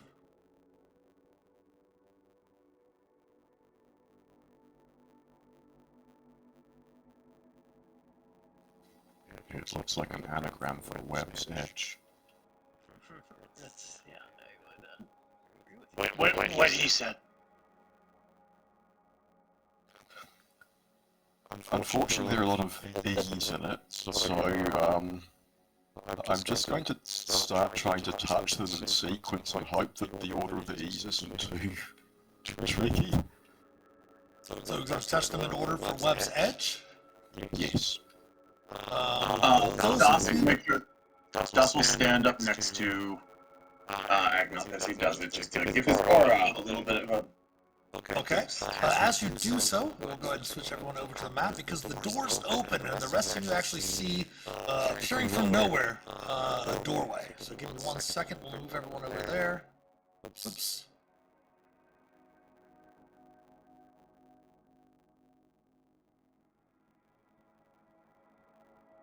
Here we go.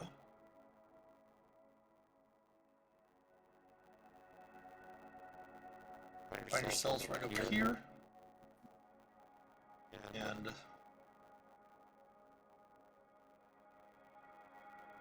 doors open. Let me go ahead and for combat screen so you can see the map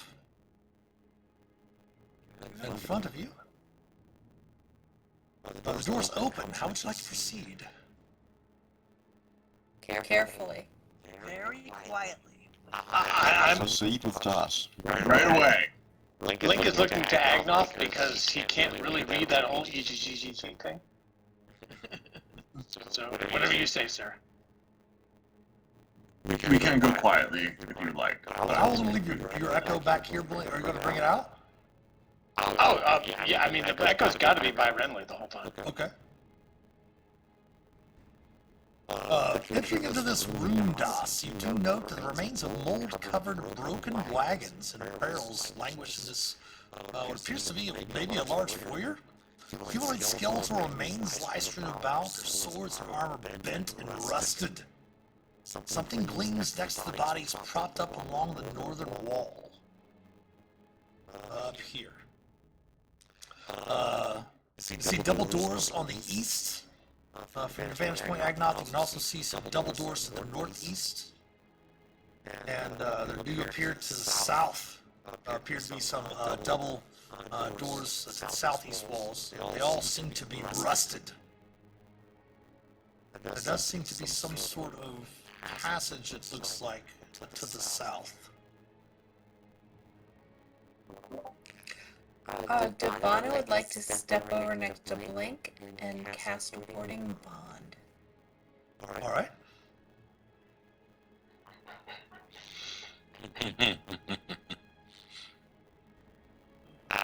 Is that like in addition to the bodies, like a busted cart there? Does it look like there was some sort of ambush or fight here recently? Definitely appears to have been something of that nature.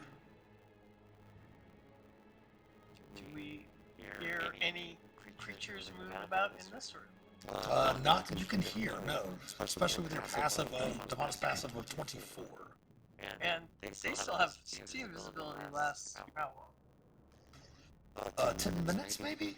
I can't remember if someone wants to check out and see invisibility.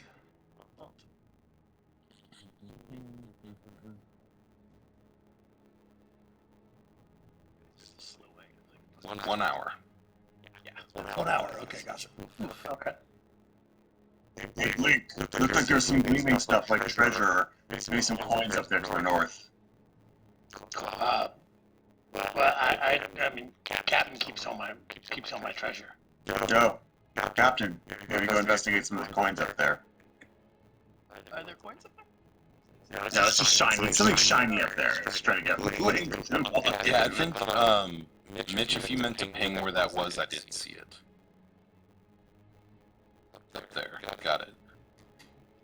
Well, I think, yeah, in the darkness, if there's anything that might, like, draw our attention, say, listen, in, you know, past situations like this, we've kind of kept to one wall, kind of kept to one direction. I think we should maybe, that practice intact, and, maybe no better way than this way. Yeah, let's go north first, because that's an open passage down below. Yeah, Devon will follow the captain. Okay. Blink, I'm heading up towards that wall. Is it okay if I go first? I'm really handling its gloves a little bit. Are you guys moving? Are you moving stealthily? Trying to. Okay, go ahead and give me a good stealth check. I mean, Blink, do you have the chime out, Blink? no, because Minerva told me to put it away. Okay. Oh yeah, look at. I didn't think we were gonna be stealthy. Oh man. Wrong gangster until the cleric and paladin try to make a stealth check. Are we supposed to be being quiet? Is what are we doing? Okay. That's you. Sorry, I couldn't hear you over my boombox. Blink is the only one who gets a decent roll. Because I'm away. That's wild. Blink, as you approach there, now very similar to the handout, you do note that there does appear to be some fist-sized ruby here and a fist-sized ruby here by some of these skeletons. Okay. Well, I mean, I rushed up basically where I saw the body on the map because I trust that body not to rise up and smack Renly. Okay. So I am just staying between him and the body that I see on the floor and waiting further instructions from the captain or anybody else. Definitely appear to be skeletal remains. They do not seem to animate at your approach. Go ahead and give me, actually give me a survival check, Blink, when you step up there. Nice. Definitely appears to be perhaps maybe some former adventurers. They're long dead though. This one in front of you seems to be a tiefling. I don't think they're going to give us any problems, sir. Well, waste not, want not. I believe we can gather anything useful, but try and do so quietly, Blink, you know? Would you like me to pick those up with without actually having to touch it? If I think I can. It's not too heavy. I will use my mage hand. My mage tentacle. To take a look at the root, that shiny thing over there. It does not move. Alright, now I'm just gonna detect magic. I'm gonna use my wand and do a detection check. Okay. Because I just did. You do note, obviously, the magics that your companions are carrying as well, but each ruby, there are two of them. One here, by this set of double doors, and one over here. And each one of them radiates evocation magics. Ooh. Those things might blow up. I don't know if that's true, but evocation makes me think these things might blow up. They also heal, Listen. so who knows? We don't even have to pay for our house. We can leave him here if it's gonna blow us up.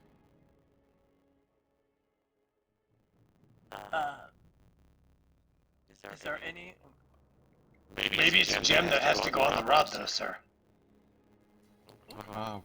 Eknoth is going to get within roughly 30 odd feet of that shiny thing on the ground and try to use Mage Hand to pick it up and see if anything happens. As Minerva had tried that with her Mage Tentacle, it does not budge. It is affixed. It seems to be affixed to the floor or heavier than what your Mage Hand can lift. And poking and prodding the ground with it doesn't reveal anything either. Would the ground around? Around it, yeah. Does not reveal anything. But Minerva does describe the magic to you that she sees, and it does seem to emanate just in that square around the ruby itself. If you wanted to get closer to investigate, you could do so probably. You got this, Eknoth. You are. Right. And if Devana wants to brush you with her tail in passing, I will. Guidance. Okay, and I'll get to there and take Okay. a closer look. go ahead and give me an investigation check with guidance. Nice. Anyway, Do note that you can see that the ruby is fake. Most likely the other one is as well. Worthless. And definitely magically trapped to release a violent electric shock. it's a trap and it's not worth anything. That's a trap. Like, what is it protecting? I mean, was it a trap? I get the one by the door, maybe. But why there? Now I'm gonna take out my other wand and do one of secrets. Actually, I probably have to concentrate on it. Maybe not. No, maybe not. Oh yeah, you would have to concentrate on detect magic. Yeah. Because I don't. Well, one secrets maybe. I don't think you have to with Wand of Secrets. I think it just reveals traps or secret doors, right? Yeah. It's not a. Yeah. It definitely reveals both of those rubies are trapped. They're traps, but yeah. Okay. But the one secrets also say any secret door. So is there? Those secret doors that are within range, correct. Okay. Great. And nothing on the bodies that you're seeing there. Nope, just rusted gear. All right. No longer interested. There's a door there, so we know the doors. Is guess- there any more writing on the walls that they saw earlier? Not in this area, no. Does that mean we don't want to pick them up, sir? Correct, Blink. Please don't. They're dangerous. They'll hurt me. Oh, all right. Oh, okay, sir. Okay, sorry, sir. Wait, Could Agnoth look at disarming the trap? Like, is it disarmable? It is not. Well, there's doors up here. Do we want to go through them? Are the ones up there? Up Yeah. above? Yeah, there's doors up here. There's doors right here, and then there's doors down to the south. Down here is what it looks like. I'm going to check the doors up here for traps as well. So Well, before we do that, we do have an ad break coming up. So before Agnoth checks the doors, everyone watching, feel free to stretch your legs, use the restroom, grab some snacks, refresh your beverages, and we will see you on the other side of the ad break. So stick around. We'll be back in a few.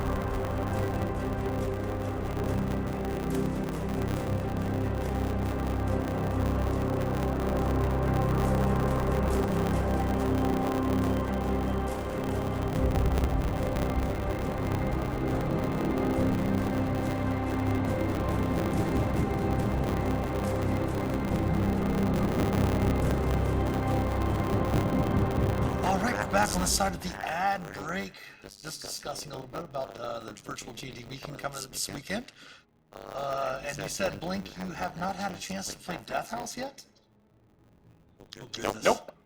Oh goodness, I'm gonna have to do a one shot maybe this month since it is Halloween month. Let's discuss that in Discord afterwards. Because I ran Death House a number of times. It is one of my, of course, Ravenloft is one of my, and the Domains of Dread is one of my favorite settings. And again, for 5th edition, Curse of Strahd is one of the most well-written adventures. Just one of my favorites. One of my favorites. I love Strahd Must Die. The one shot for Halloween, Strahd Must Die, great. Well, Strahd Must Die also is AL legal. And I've also ran that multiple times as well. So if we wanted to do that for an AL night, for like a special one-off or something like that, that's something we can discuss in the Discord after that. So, and of course, we have done the weekend at Strahd's. Sarah, we did do that with your group, which was a lot of fun.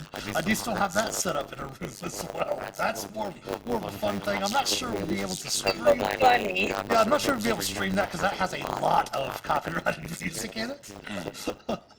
Yeah, probably you'll get a strike. Yeah, exactly. Well, I don't know. It's weird because I watch a lot of streams and people are using all different types of music and stuff like that, and not really doing anything. So maybe if we just streamed it and then didn't put it up as a VOD, but I don't want to. I don't want to risk that or anything like that. So, but I did neglect to mention Minerva. My apologies. You do note magic emanating from the doors near Agnoth, and you do see magic emanating from the doors here on the eastern side near you have Das. And the what's the distance for detect magic? Is it 60 feet? I think it's 30. I'll check.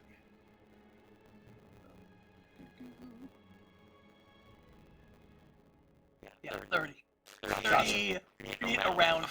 Yeah, so you do note, very similar to the doors that were near the entrance, they do radiate as if those doors near Agnoth and by Blink's Echo here do an arcane lock on those doors as well.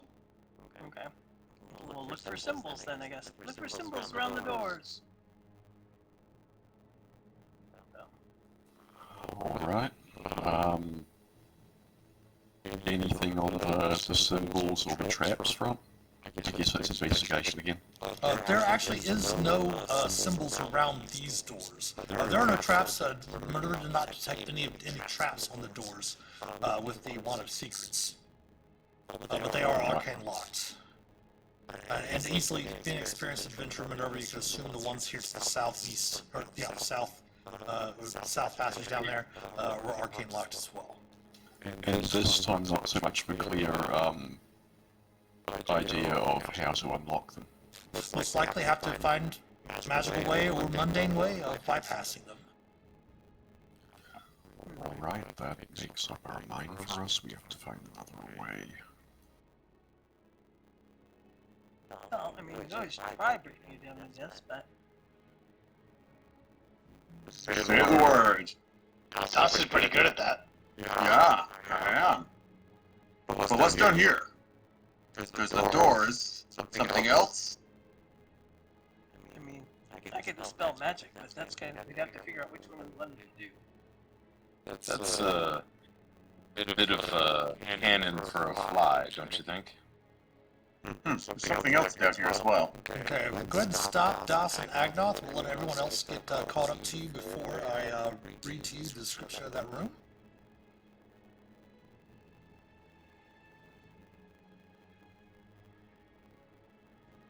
Blink, if you want to move up there closer to Das, that's fine.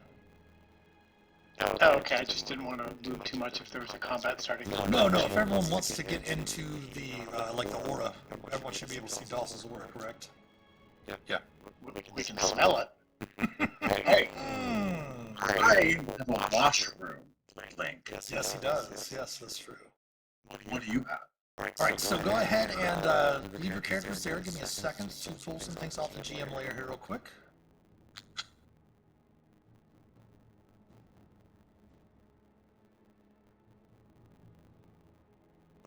This semicircular chamber forms a natural alcove. Shelves carved into the wall from floor to ceiling hold small, repulsive items, including bloody baubles, shriveled fingers, and idols carved from bone.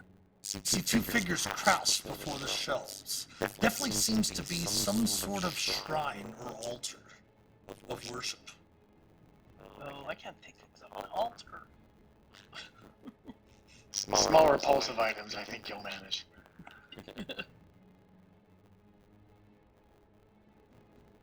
You there! What fell worship do you conduct? They don't even seem to notice your approach until you hail them. And they turn to look to you. You do notice that one appears to be a hobgoblin, and the other a Durgar. They turn around and it's like, you are not in the plan here. Who are you?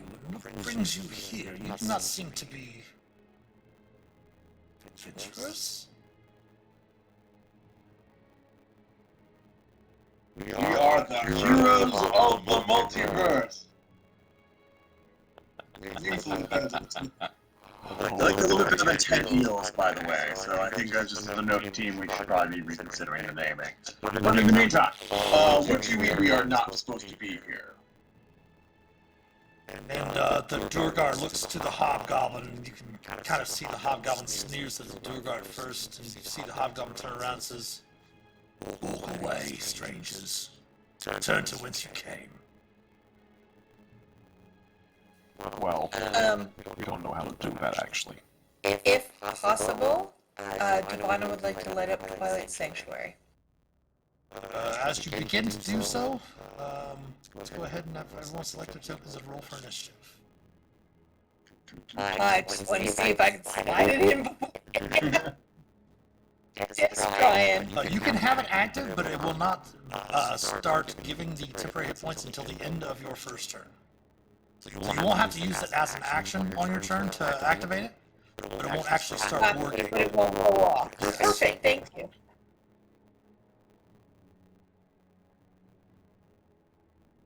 Oh, what are you doing?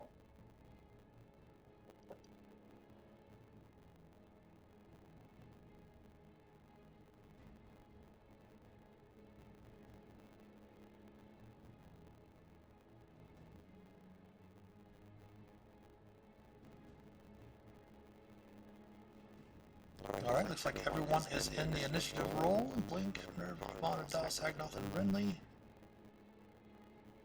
Alright.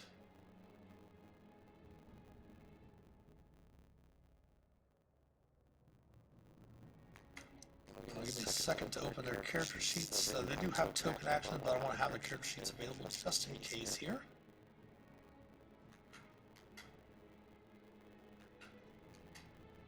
Maybe. There we go.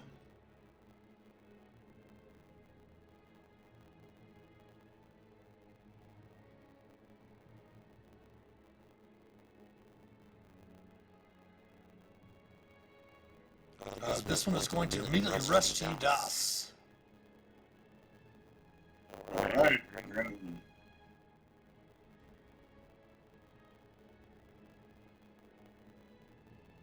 It's going to use its assassinate ability. Well, you are not surprised. So it does not count as critical hits, but it does have an advantage against you. Not that it might mean anything with your AC of 22. And the warding bond is on blink, correct, Devon? Yes, it's on blink. It's on her favorite. A crit. Alright. Devon will use her reaction to negate that with the thing she cannot remember the name of because she's drinking too much. Guardian emblem. Guardian emblem. That's all right. Guardian. That's okay. I did pour myself a frothy one as well. Guardian emblem. I stopped it. All right, so it's not a crit, but it still hits for 5 piercing and. Go ahead and give me a Constitution saving throw, if you would, please, Das. Sure. Got that 5 piercing is taken down a little bit by his heavy armor master. You said Constitution? It is Constitution, yes. And it is poison, so if you have any advantage or anything like that to poison. Advantage on that, in fact. Good thing I do. 25. Nice. Okay, so you will take half the poison damage, which is only going to be 12 poison damage. Alright, so 14 total. Alright, and the second attack will miss with AC of 13. The mage is up next.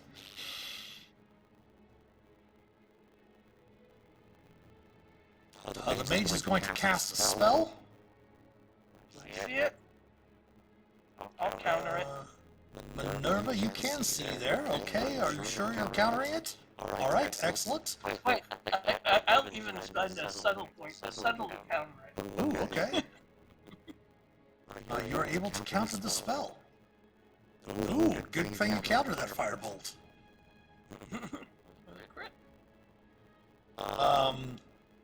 And the mage is going to move over here. Link, you're up. Alright, I'm gonna say, hold fast, sir.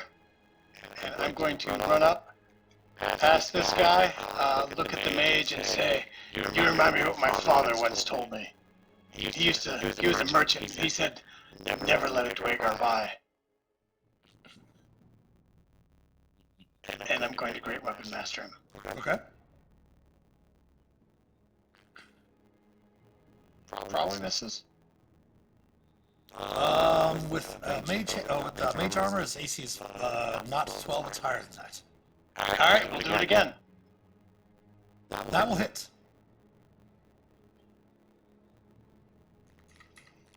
And now, thanks to our newly level 11 bit, I'll do it a third time. A third time. That will hit as well. And that will kill the mage.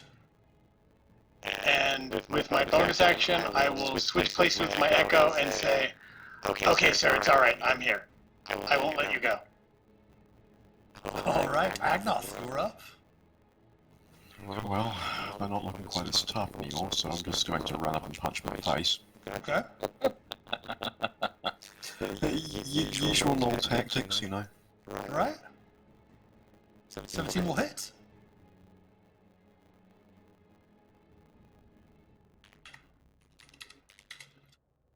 And 20 will hit as well. And I'll stop there. Minerva. You said this guy was a hobgoblin? Yes. Alright. I'm just going to firebolt him.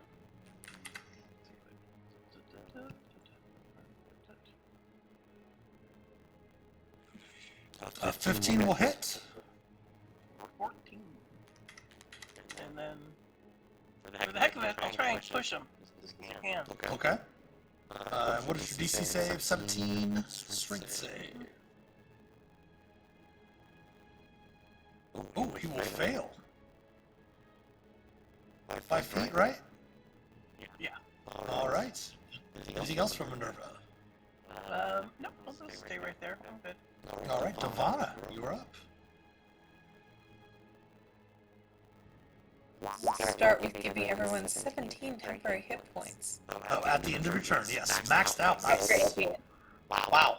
And then I will toll the dead on the hobgoblin.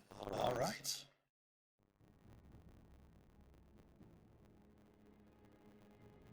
Ooh.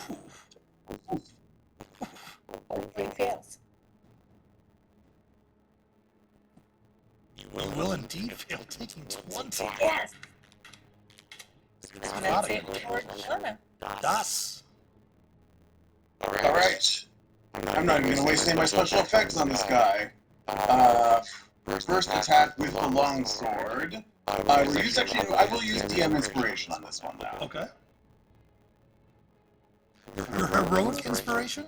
My heroic inspiration. Wait a minute. So that means a reroll. Wait. What rules are we using now? We're going to go ahead and use them because you don't have to announce them. You can use it as after you roll. You can go ahead. You don't need to use that, so that's okay. All right. We are going to use the new rules for those watching. If you're not familiar with the new rules for inspiration, now called heroic inspiration, after you roll the dice, you can decide to use it as a reroll if you wish. Do you have enough level 1 spell slots to smite just for comedy? I do, but I actually want to incapacitate this guy. Oh, you want to knock him unconscious? Okay. Yes. So, depending what this damage is.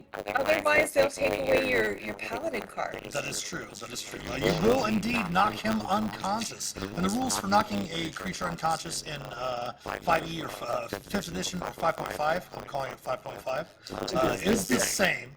Is when you reduce it to 0 hit points, you just have to say, hey, I'm going with a melee attack. Say, hey, I'm just going to knock him unconscious. Indeed, the creature is now unconscious, taking you all out of combat. And if you did not at least burn the spell slot for the smite, Devon is coming for your paladin card. Alright, so taking you out of combat, the hobgoblin is unconscious and the Duergar is slain. Renly's back there like, oh, dog, grant me the... Oh. Hey, okay, everyone. Fair enough. Nicely done. Renly, you can interrogate him then. And as we go out of combat, if everyone can go ahead and take their 17 temporary hit points. Gladly, thank you. And then that's my max, so I will let Twilight Sanctuary drop. Okay. So everyone go ahead and take 17 temporary hit points. Goodness.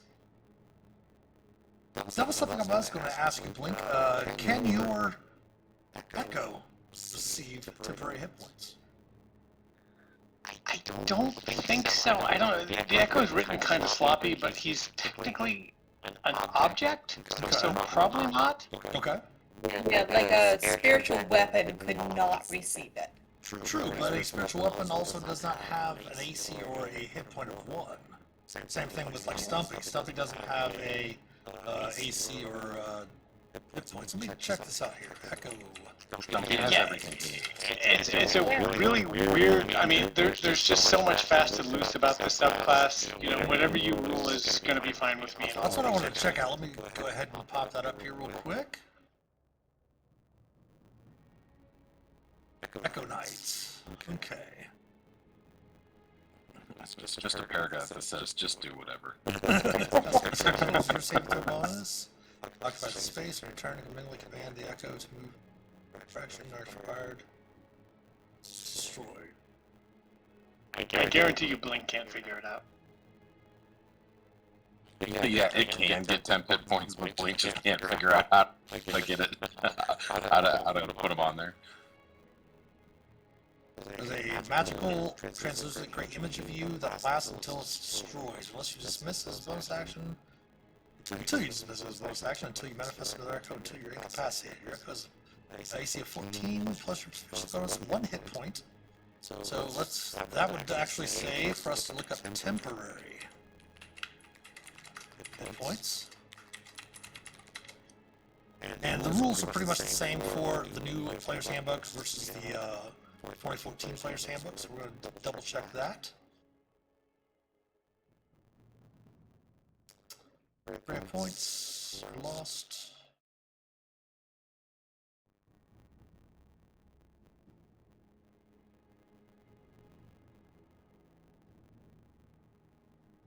A creature.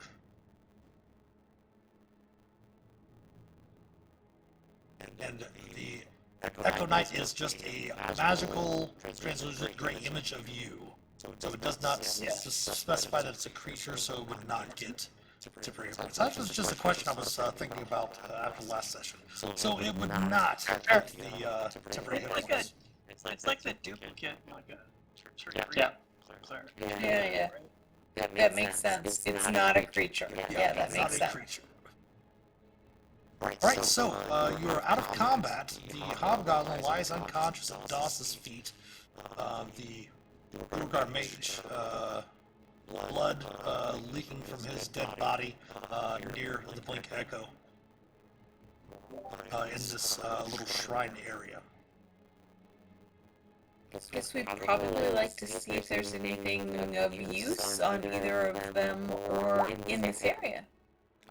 Nothing other than their standard gear that they carry. Short swords on the Hobgoblin, a dagger on the mage. Are they wearing any kind of robes or? They are not. However, looking about, go ahead and give me a perception check, everyone, in the room itself. 9.8. Oh, nice though, Minerva. You made the check though. And Devonna did, of course, as well. And Renly. And Das, nice. DC was 15. You do spot a small spider-shaped carving in the rock of the ceiling of this room, amongst the stalactites. Denoting this most likely is some sort of shrine to Lolth. Right. So that is. I was just trying to see if they have any symbols that. They do not. Give me an insight check as you're kind of examining their bodies. We get it with advantage because of our link. You do, because you're linked to Vecna. 20. As you do, you kind of are looking at it, and with your insight, you see, the rest of you see kind of Minerva kind of tense up for a moment. Minerva, just briefly, you see stars and images flash in your mind. And again, you see that decrepit, desiccated image of what you now know to be Vecna. Seems to be pulling arcane energies from the air around himself. And then your insight with your advantage works. It definitely seems as if these, both the Durgar and the Hobgoblin, might be perhaps maybe bounty hunters or agents of Lolth. They don't seem to be priests. They don't wear any sort of religious regalia or vestments or anything of that nature. Definitely one seems to be some sort of assassin or scout, the one that attacked Das first, and the other one definitely a arcane caster. Panda, welcome in. I don't know, did we want to... Das, were you thinking that we needed to talk to this one? Just to know what he was actually doing here. They seem to be doing something. They also might know what's going on with those doors. Yeah, that's true. Yeah, knowing that they're at this altar, but not necessarily like priests or worshippers, I'll admit, my curiosity is piqued. Maybe they're just seeking the Lord's blessing. Alright, well, we want to start asking some questions? Well, Ridley, are you going to stand out there in the hallway with the echo, or are you going to come inside the chamber as well? to the edge of the chamber. Hey, you. Just step back. I'm like, I'll see. If Renly's coming up to him, I'm at least gonna tie up the guy before Renly starts. Oh yeah, definitely. Okay. No one said that yet, so yeah. Sure. Oh, I'm sorry. I Are you thought I gonna missed use? something. Are you gonna use rope? Do you have manacles or anything like that? I just have a rope, but I will say, well done, Das. A note to the adventurers out there: if you have the coin, I think it's 25 gold. Definitely pick up manacles if you're wanting to keep prisoners. Give me a sleight of hand check, please, if you would, Blink. Not a problem. All right, fair enough. Yeah, 14's not too bad. All right, you're able to go through and use the rope to bind the hobgoblin. He will, of course, need at least 1 point of healing to rouse him from being unconscious. I can give you, yes. You don't have 1 point? Lay on hands. 1 point of hit points back. All right. Do it fun, Das. Give him like a wet willy or something. I'll just take a single finger and sort of poke him in the middle of the forehead. All right. Wake him. I probably don't want to give a wet willy to a hobgoblin. Ugh. It's kind of like he's not spider souffle for some, spider egg souffle for others. Oh yeah, ask him for a recipe.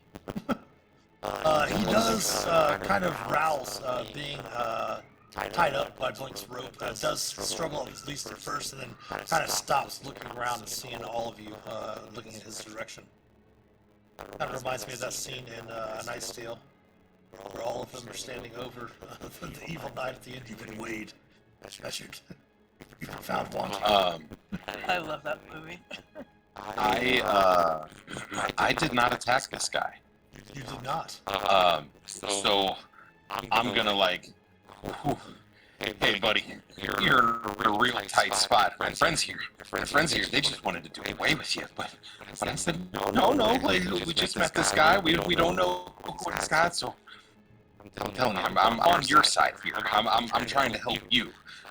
You can give us any kind of information of what you're doing here or what the story is, anything you can tell us about what's beyond those doors. I mean, your life may depend on it, fella, because, oh boy, you see that guy?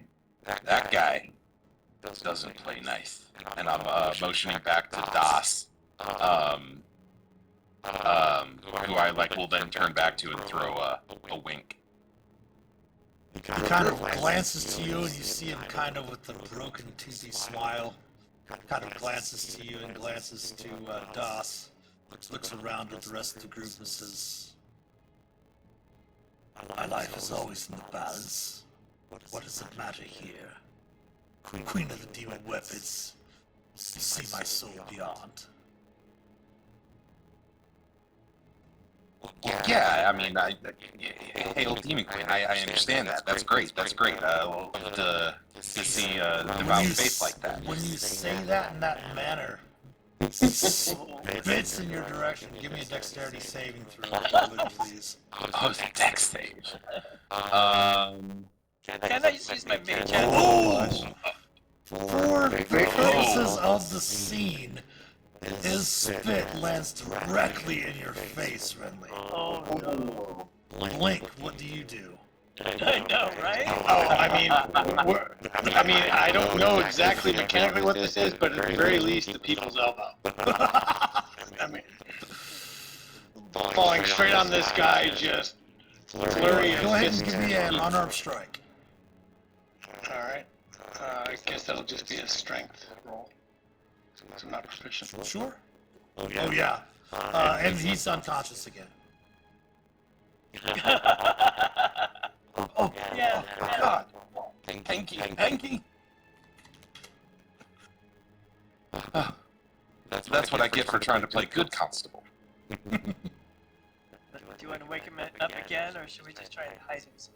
I kind of want to spit on him now. Well, I mean, you could do that. He seemed pretty reluctant to share any information with us. There's something unsportsmanly about just, That feels weird. Well, it does feel weird. But I'm pretty sure you've all adventured together long enough to know that Minerva has no problem with it. Well, I wasn't saying that we would kill him. Oh, of course not. Yeah. I was just more like, like we were knocked out, tied up, better than what we did just now. True. Hide him like underneath one of those, hide him with the dead bodies. I don't know. It's always good having I'm going it's always good to have at least a true neutral or worse player in the party to deal with those. I'm gonna ask Blink to drag his body over to the trapped jewel and put his hands 1 inch away from it. Devon suggests that we just throw him in the bag of holding, and maybe I could talk to him later. After a long rest. I'm actually looking to see if I speak with the dead. I bet it is somewhere. Jake's just looking back and forth between Renly and Devana, just waiting. Which one? Just toss him in the bag of holding. We can talk to him later. But he's not dead yet. So you want to kill him in the bag of holding. He will be if we toss him in the bag of holding for a long time. I didn't know you had that streak in you. She's Refrigerated at least. neutral good. She's neutral. I'm neutral. I'm just like straight out neutral. Sir, it's your call. I mean, that's a good. That's a good point. You obviously note that they are some sort of agents of Lolth. From Agnoth's knowledge and been shared with you and your experience, over a year in Faerun, and having noted that Lolth is also worshipped in Oerth, this area where Tasha and Mordekainen is from as well, and that she does have her spider web of influence throughout the multiverse. They are definitely as I mentioned, some sort of bounty hunters or agents. They're definitely not very scrupulous. But at the same time, your characters are heroes. How do you want to deal with the situation? Honestly. Yes. I'm not saying that Minerva has any qualms either way. Obviously, being a true neutral, you're going to weigh the benefits of killing this evil creature so they have a chance to come back to harm you. But if you want information from them, If I may. Yes. I'm not feeling really great about throwing somebody in the bag of holding unless they need to be protected and are unconscious and our ally. And not To do that for one of these people seems wrong, and I do not want to send mixed signals, shall we say.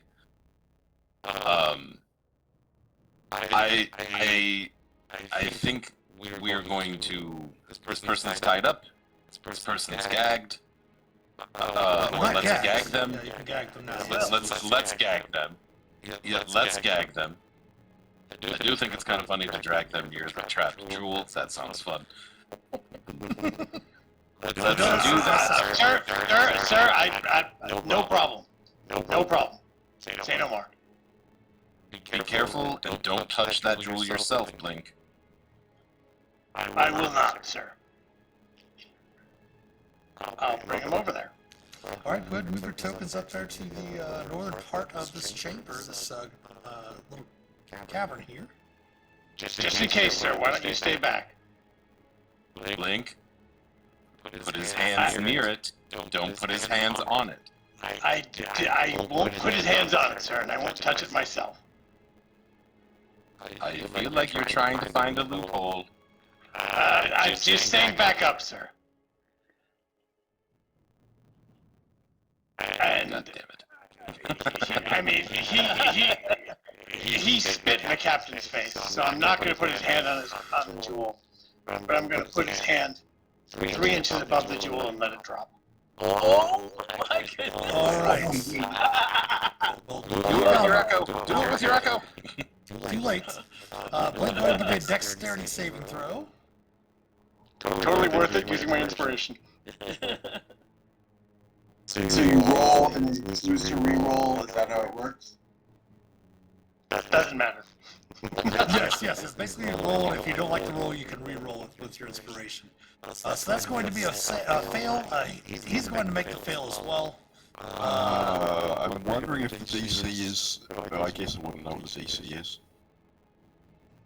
You want to use your... I actually was just trying to work out what the range of Flash of Genius is. I'm sorry, sir, but once he spit in your face, there was really no other choice. Within 30 feet, I don't think I'm close enough. Alright, so let me go ahead and roll this out here. It's normally going to whisper it, but I'm going to actually roll it in the open.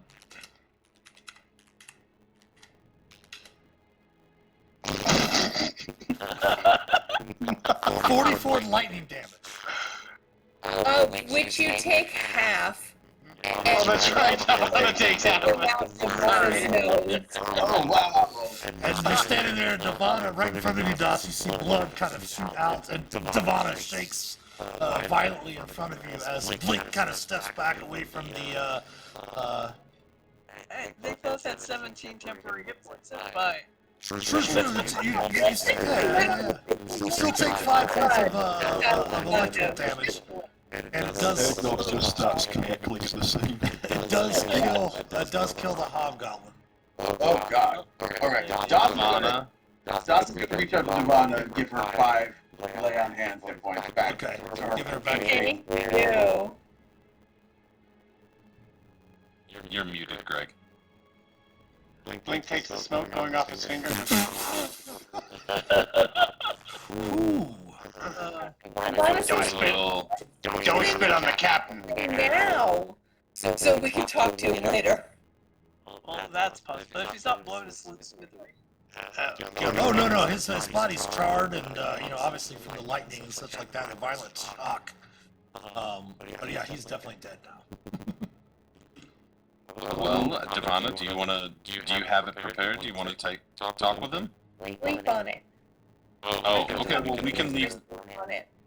We can put the corpse in the bag of holding just for a conversation later. I think it's time to just move on from this guy. I'm proud of you. Das is the one that knocked unconscious. Yeah. Devana feels like there's something important he needs to say. I'll pick up the body and stuff in the bag. Yeah, we remember. More gently than Renly kicked me into the bag. I will say you took the damage for that, but I appreciate the gesture, and I will give you like a side hug, and as I do that, you gain 8 healing back from my healing hands. Sorry, someone incinerated. It's not a touching moment. I clear some smoke away from my face and be like, who said that? What? Anyway, doors. Yes, 3 sets of arcane locked doors, as a matter of fact. Arcane locked. Eeny, meeny, miny, mo. It looks like Dawson's going for this one. Yeah, walk through the center gate. Seems like it's usually the most important. Alright. Well, it's arcane locked, so I can either dispel the magic, or we can try force first. I don't know.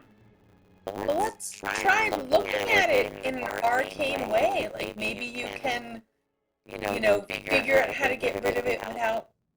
Well, we already had the Wand of Secrets and the Wand of Detect Magic up, and like nothing pinged other than Arcane Lock, right? Yes. Okay. Do you want to try to go pick the arcane lock, Minerva? And I ask her that and put guidance on her. Can you pick an arcane lock? You actually can. It's just a very high DC, I think. I'm not the one with these. Oh, I have these tools? I thought I had. No, I got something else. I turn around and tap Agnoth with guidance and say, Agnoth, do you want to try to use Arcana to pick this lot? Oh, okay, sorry, I was just, that was funny up there. I'll say, you can do it, Agnoth. We believe in you, and I'll give you my inspiration, Agnoth. Oh, so you've got guidance and inspiration. Woohoo! You're able to pick the arcane lock. Well, you really say might not be enough. 32, that is freaking impressive. Very nice. Alright, I guess now that that's unlocked, I'll open it and take a step back. Alright. You should be able to open the doors. Looking through, before you enter DOS, you see the corridor is empty. Heavy iron double doors bookend across the eastern wall as well, and there seems to be a corridor heading to the north. Slowly, sneakily. Give me a perception check if you would, DOS. Ooh. Perception. Let's use my heroic inspiration. Why not? Perception. Yeah. Alright, you're good. Sure. Alright. Maybe Devon should go in next. Alright. Alright, stop right there, please, if you would. Looking to the north, DOS.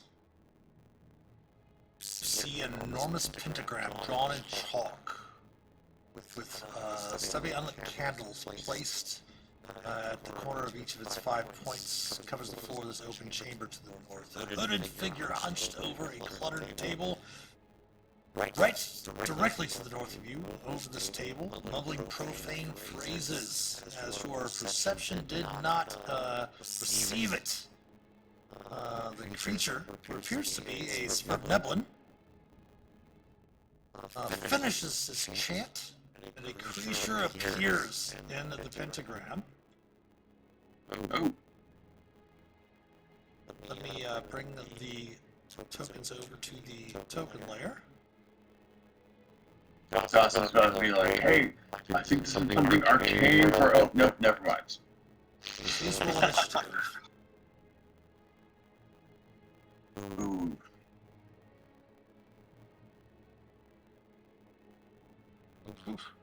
Nice blank.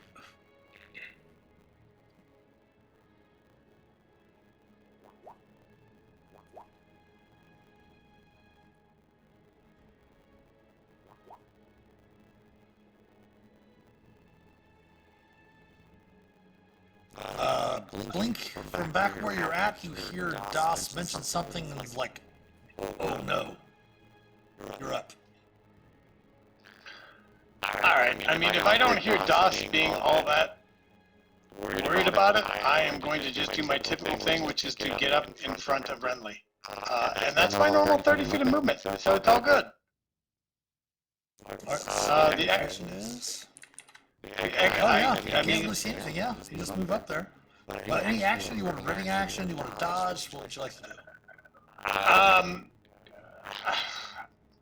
mean, as far as I'm concerned, there's just some mumbling going on. So no, I'm just hanging out. I'm moving the echo up to protect Renly. I asked us, what are you doing up here? Mm-hmm. All right, end of turn, Blink. Yep, end of turn. My perception is equal to my intelligence, which is almost nothing. All right, excellent. You do see what DOS said I know about as it comes into your frame. Oh wow, hi. Yeah. Hi. And I can see it. Oh my. Yes, you do happen to see this creature emerge from the corridor north of Das.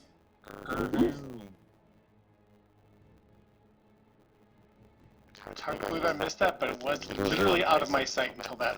Exactly. Blink would have been clueless, so I'm clueless. Way to roleplay. That looks kind of demonic. A little bit. The name is kind of demonic. And it's going to use its multi-attack this first round.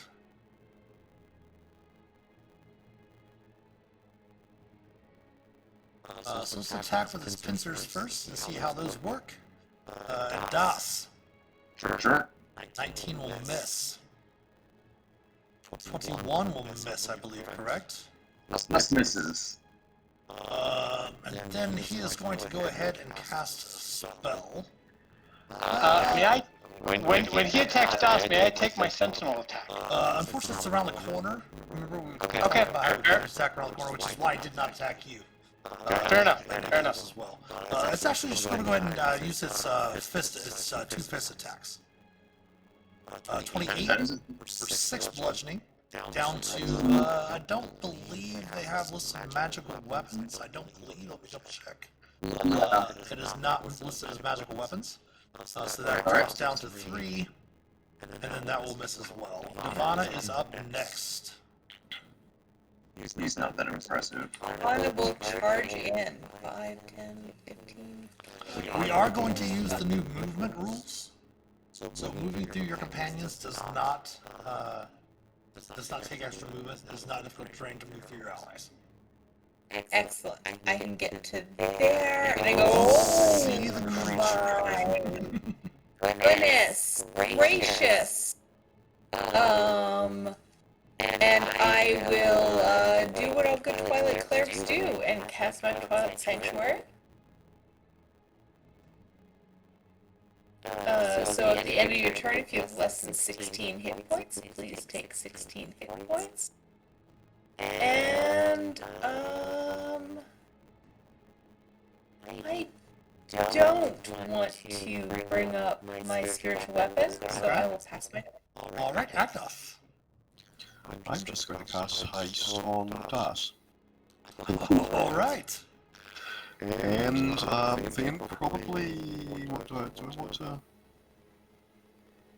I don't like the fireball formation, so I'm just going to get slightly out of the hallway there. Oh, No man. bonus actions. Alright. And that'll be it. The Sphere of Nebulon is up next.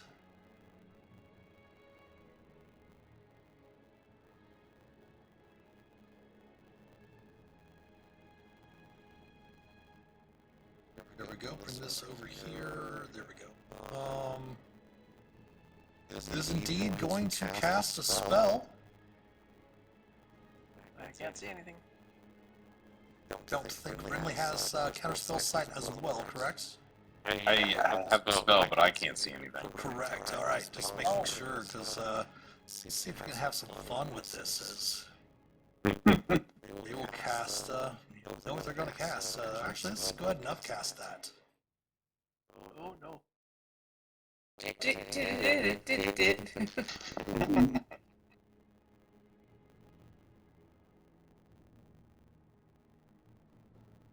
Oh, I thought they were going to cast Friends. So we're going to center this over here against the back wall. So that is going to spread around corners and everything because of the fireball spell. Let's bring out the template real quick. Bringing it back. I think I maybe should have actually expected a fireball. Oh well. Blink and Nirvana, you are in my aura. Which gives us a plus what? Plus 5? Plus 3. Yeah. As a reaction, I'm going to cast Absorb Elements. That Okay. didn't Go through. properly, No but problem. Absorb Elements. Yeah, absorb elements. Ridley, you're going to be in that as well. Oh, okay. And I'm just out of it, aren't I? Yes, and Blink's Echo is out of it also. So everyone please give me a DC, it's only a DC 14 Dexterity saving throw. Yay! There it is, 38 points of fire damage, magical fire damage. So if you make your save, you will take only, 17 fire? If you failed as resistant, it'll be, pardon? Oh, I'm sorry, yes, 19. 19 fire damage. Fail to save, I'll say 38, make your save 19, make your save and your resistant down to just 9. And if you miss your save and you have Warding Bond, then Devana just gets hammered. Yes. Luckily though, she did just add 16 temporary hit points to herself as well, so... Yeah, luckily, so I only took 3 personally. Yeah. As I made my save, how much extra do I take from... I failed, so you take 19 from me. Okie dokie. Some blood just trickles out my nose. But it gets cauterized immediately. That's true, Yeah. that's true. And the creature is going to actually... Guess what else happened? No. Yes! Oh, Haste! He failed his concentration check for haste. Oh, I don't mean to sound like a pervert, but can you flash yourself? Yes, right? I already used my reaction and absorb elements, which I shouldn't have, but I Did! Yeah. I had 2 other things I could have done. I could Flash of Genius or I could Mind Sharpen, but they both require a reaction.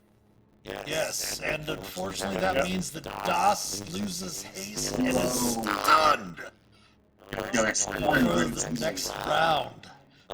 You also, even more perhaps detrimental to your group, the creature, the Spurred Neblin, starts to move across the pentagram to the north. Let's see, 5, 10, 15, 20, 25. And starts shouting, "Intruders! Intruders!" Oh no. Renly, Now we have a lot of fighting to go. you were up. We gotta shut that guy up. There's a D in intruders, not a T. Dang. Dang diggity dang dang. Okay. I'm going. So the fireball's gone. I took a little of it, but pretty much just temp hit points. So doing well. I'm going to. What's all this? And I'm going to clutch at my pearls. But then I'm going to pull one off and slam it on the ground, and I'm going to use a bonus action, cast Blessed on Agnoth, Das, and Blink, and then I'm going to at the Glabrezu and hopefully get it to 30 feet away from us. Let's see. Number 1. Hit! Number 2. Will completely horribly miss. Do me a favor and give me a dexterity saving throw.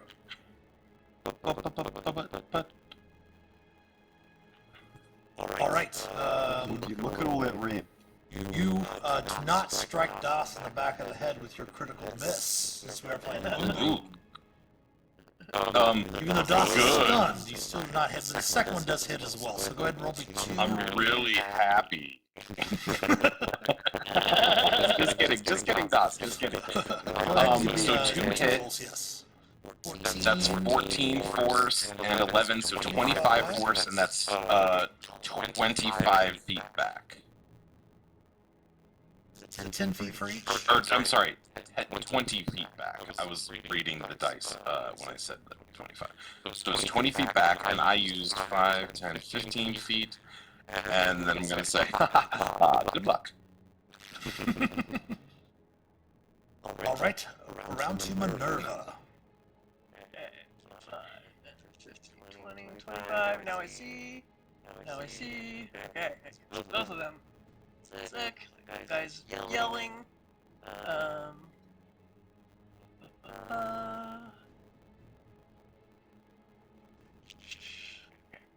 I didn't know where they were, so I didn't really know what I was doing. One moment. So I have all these tricks up my sleeve. I want to stop that one guy making noise.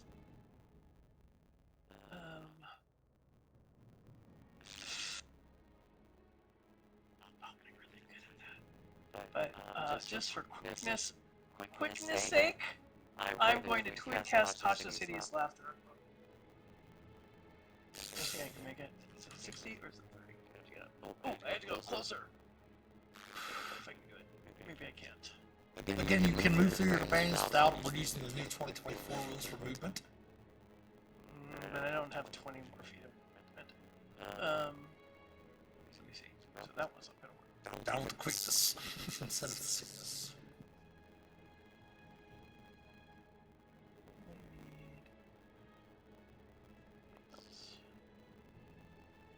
Really wanted to get that guy. So I'll tell you what. Go ahead and think on it for a little bit, Devana, because we do have an ad break coming up here. So we will take a small little break right here, the last break of the evening. We're going to finish up hopefully by the top of the hour here. You might have to leave the characters in combat, we'll see, but go ahead and use the restroom, stretch your legs, refresh your beverages, grab some snacks, and we'll come back on the other side of the ad break to find out what spell, Minerva is going to cast, and we'll talk to you soon. So stick around, we'll be back in a few.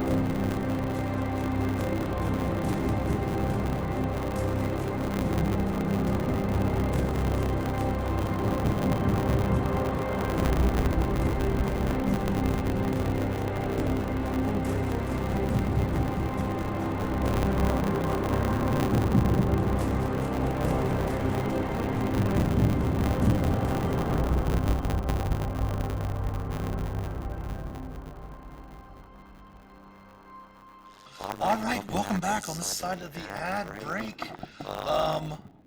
We do always usually finish the sessions, or at least, at the end of the session, discuss some things about the campaign.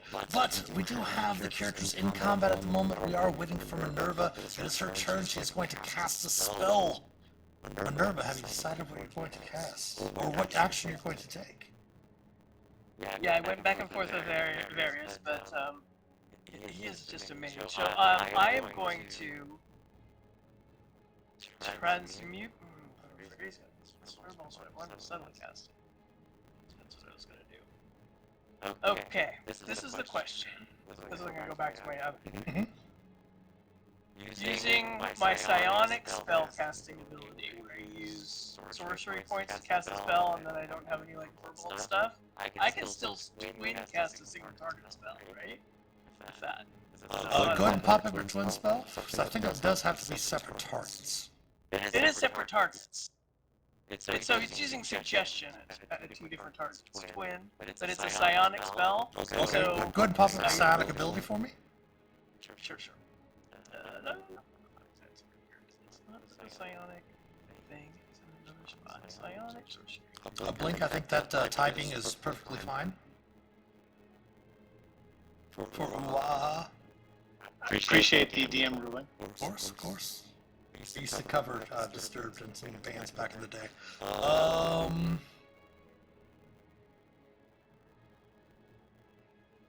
Now, is that considered a meta magic, or is that just a class feature? Then you're totally fine. Yeah. Okay.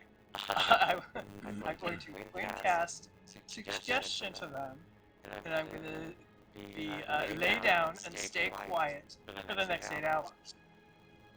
Okay. And I don't know what my friends are going to do with this, but that's what I'm doing. All right. So the spell save is DC 18. Actually, it should only be 17. 17? Extra one, And that is a wisdom save, correct? Yeah. Let me double check something here. Again, I just psionic. So when there's no somatic, so he can't hear me cast like it. Yeah.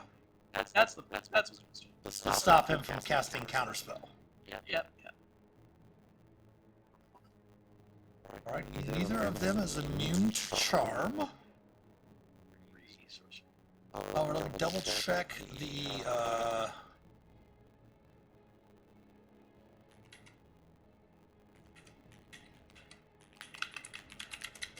It does mention that they do have this ability from being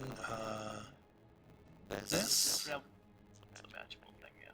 I believe they have a special trait being against. Okay. So I'm going to, because of a special thing about their these creatures, the Sverbenevolent is going to have advantage on the spell against the spell save, and the Glabrazoo will because it's demon and has magic resistance. Okay. Okay, so wisdom save for the mage first.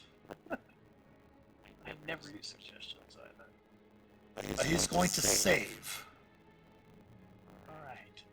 And for the demon, wisdom save DC 17 with advantage. Ah! It's Alright. going to save. Minerva hangs her head in shame. That went too quick. The demon roars in defiance, looking at Das. Sorry, we can't all be the cabin. Any more movement, Minerva, before your turn is over? I think I'm just moving back this way. I don't have like feet, so I'm just getting out of range a little bit, but that's fine. All right. Das, the stun from the haste wearing off. Don't forget also, at the end of everyone's turn, don't forget Devana did use her Twilight Sanctuary, so everyone make sure to take your 16 temporary hit points if you've gone since this. So Agnoth, Renly and back. Yeah, Renly, after the fireball. Go ahead. Because Oh yeah, you lost him. never appeared since the fireball, so That's right, you lost him. So Ridley, you would have the 16. Minerva would have the 16 as well. And Das, you would gain the 16 also from the Twilight Sanctuary. I saw 17. Oh, if you have still 17, then you're totally fine. As your stun wears off at the end of your turn, Das, you do get the temporary hit points. At the start of the next round, the demon, of course, roars in your direction. You see that the gnome has stopped moving and is kind of chuckling maniacally as you hear activity coming from this direction here, from this corridor, from those of you that can see, for those of you that can see. Up into that allies. Perhaps others also. Directly to your east, Devana, you hear thumping coming from these double doors to the east. We're just gonna have everyone on this. And I yell out lightning. Use your movable rod on these doors. Don't let them open. That is a possibility. We'll see if Blink remembers that, because we're going to go ahead and finish the session here at the top of round 2. Blink will be up when we come back. Come on, Blink doesn't remember 6 seconds, much less 2 weeks. We'll see what happens as we Try to remember for you. We'll leave the turn order up and we'll be Blink's turn. Again, you hear some activity coming from the north corner there. You also hear the activity coming from the east, right near the double door, right out from the double doors to the east of Devana. So we're going to go ahead and leave the turn order up. We're going to go ahead and leave everything where it's at on the map, all of that. So we will be back on the, what is it, the 22nd? I believe, is that what you said? 22nd of October for our next session of Vecna Eve of Ruin. However, we do have a few minutes left before the finishing up the stream, about 15 minutes or so. What we'd like to do at the end of the session is talk with the players about anything they've experienced during the session that might have anything to do with character growth, character development, anything that's happened that's very interesting, questions that might have been brought up, answers that might have been answered from previous sessions and questions that were there from previous sessions. So let's go ahead and open the floor for the players. What has happened so far this session that's very interesting that you might have answered some questions you might have had before, might bring up other questions and such like that? I like being on damage control with Blink. Another thing that comes up is that not very much drives home that this is kind of a big deal than meeting three of the most famous wizards in the multiverse, so... Right? Yeah. Very, very cool. Very cool. And them reinforcing that it's highly unlikely that we're going to reunite with our bodies. That we need to take all this like, this is our reality now. There's no slipping back. There's no, this is our reality. And that's another thing too. The multiverse being responsible, as if you recall from Madame Ava's reading. Let me go back to that we had there. That she had mentioned the whole concept of the balance that creates the soul bonds. And you can easily infer that the balance for a specific purpose of maintaining the balance in the multiverse. The reason why you are soul bonds. And the whole thing has never been noted for these threads for you to be necessarily a recorded memory of the soul bonded being reconciled with his original soul. However, it's not that it's impossible, it's just never been seen or noted. And that the balance would, rectify things, as it were, afterwards. The reason for that, if you recall, is also soul sickness. That the original soul is not affected, but the thread of the soul bonded does suffer. By the time they've accomplished the reason for the separation, accomplished the reason for the creation, sometime it's too late to recombine the soul thread to its original soul, and the soul bond passes on. To where no one knows, but again, that's just what they know so far. So what I found interesting is I think Devana had assumed this was it. This was our new life. But hearing Renly ask, could you get us back? Devana realizes that Renly has not reconciled that this is it for us as much as Devana has. Yeah, I really like playing with that because the kind of thing is like when we found out that there's another version of us back there. So great. That means that like for the Call of the Netherdeep, somebody is helping out Elixion, right? Great. But also, it's not like we like abandoned friends and family or the adopted daughter of Minerva and Blink that is off at school. Like she still has people, but it's kind of like bittersweet for us because if we have friends and family, we don't get to see them again. True. But feeling that like, well, but I'm the captain, and if I'm like sulking, then Blink's gonna sulk, and then Devana's gonna want to cheer Blink up, and then Das might roll his eyes at that whole thing happening, and so it's like I gotta put on the like captain face, and like point too, pardon I the pun. I think that Das is actually the one that's so far kind of accepted the fate. I might be wrong, and Talos, I don't want to put words in your mouth or anything like that, but it seems as if Das, and that was kind of the realization that you might have inferred from Tasha mentioning that to you, is that the real you is in Exandria. The real Das is in Ansalon fighting the Dragon Queen's Red Army. The real you is there. You are almost an echo of an echo. In terms of Blink being an Echo Knight, you're almost echoes, like threads of these souls that were pulled from being soul bonded, pulled from heroic individuals to serve a higher purpose. So that's something to maybe even think about too. The whole metaphysical idea of you are you, but at the same time, the real you, from your perspective, is still there, doing what they're, all of you in Exandria trying to find Elixion, Das and Kryn trying to fight the Dragon Queen's armies to save Kalamat, such like that. So that's an interesting twist on it. Any thoughts from your characters' perspectives about that? I mean, Blink doesn't reject that, he just doesn't comprehend it. I mean, you keep talking about soul bond, but as far as he's concerned, he's the soul Blink. So he's got to get back home. Well then.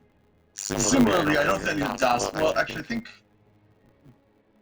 Das also probably doesn't overthink it, but in a different way. To your point, Mitch. Just accepts it. Yeah, well, Das is still like, I'm the best, I'm the one. Like, it's like sort of the consideration that he's only an echo of someone else. That just would immediately be rejected, I think, by his brain, even if he is an echo of himself. If that makes sense. But I think, Yeah. But to your point, I think he probably more gloms onto this idea of, well, I have a newer, grander, greater sort of purpose that I am here for, and I think the interesting thing for him, the interesting thing in his thread, in his story, is that he has an idea of what that should be already before sort of the Wizards 3 kind of gave us our purpose. So, you know, from a story perspective, it's probably pretty clear, like, our grander purpose is what they just put in front of us. But he also has this competing vision of, like, but I also think I know what this grander purpose I now have before me specifically is, and how we'll resolve that latter one with our sort of larger central arc. Yeah. So the Wizards 3 were like, hey, we cast a spell, we weren't looking for you specifically, it was kind of an accident. I feel like Renly kind of buys into that, like, yeah, it's kind of an accident, it could have been anybody. But you think Das is more like, well, yeah, you chose me because I'm the best, like, I am chosen specifically for this because I'm the best. Yeah, I think that, like, I think it's That's for cool. him. Yeah, it's basically like, hey, yeah, you like, of course you picked me. It's actually kind of like an idea where Das actually believes that, and Renly was trying to play that off as that. Saying, hey, you cast Wish, we're here, you know? Yeah. I'm sorry, Minerva, go ahead. I was gonna say, I think Minerva also feels like she's chosen. You know, like that. Oh, you need me. That's what I do. And it also kind of reveals the whole purpose that when you first arrived in Faerun and you were going to find out this information, what eventually became Minerva's job. When you were pulled into the mists and you were given this reading by Madame Eva to explain it all for some purpose, and the purpose seems to be revealing itself to you. I think to Agnoth that both makes sense and is incongruous at the same time. Like he's figured that, you know, obviously the whole soul bonded thing, you know, we're here to accomplish some destiny, and there's not much point worrying about what comes after until after we've done it. But he's figured that by this point, you know, particularly after what we heard today, that it appears that the multiverse is trying to save itself from destruction, and for whatever reason, the 10 eels are the way that it's going to do that. What it doesn't have any clue about is why us, you know, why are the 10 eels so important, given we just met a bunch of very powerful mages who can do a lot more than we can, and it's a little funny there, but, Right, yeah. you know, obviously the only way to learn the answers to that is to just progress and see what comes, because the multiverse must know what it's doing, right? Yeah, and that's a very good point from Agnoth to understand, is that, okay, there are, and after they were revealed to you all, everyone knows who Mordenkainen is. You all know who Mordenkainen is. You all know who Tasha is. Maybe not so much Illustrial as much, but being in the Forgotten Realms, along the Sword Coast, being near the Silver Marches or the former Silver Marches area, everyone's kind of aware, being that you've been in Neverwinter in that area for over a year. Definitely recognize who she is as well. And yeah, like you said, the Wizards 3, these powerful wizards,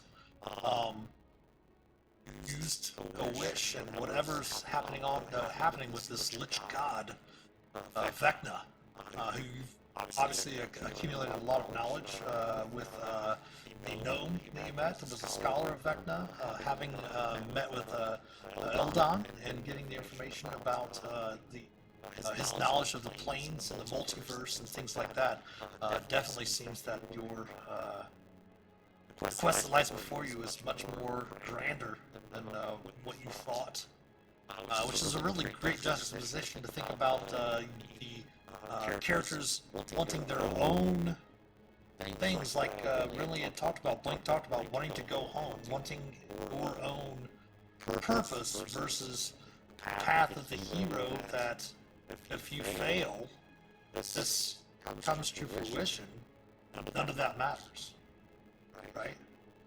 Yeah, and I think there's like a not so well hidden undercurrent of like selfishness to Renly.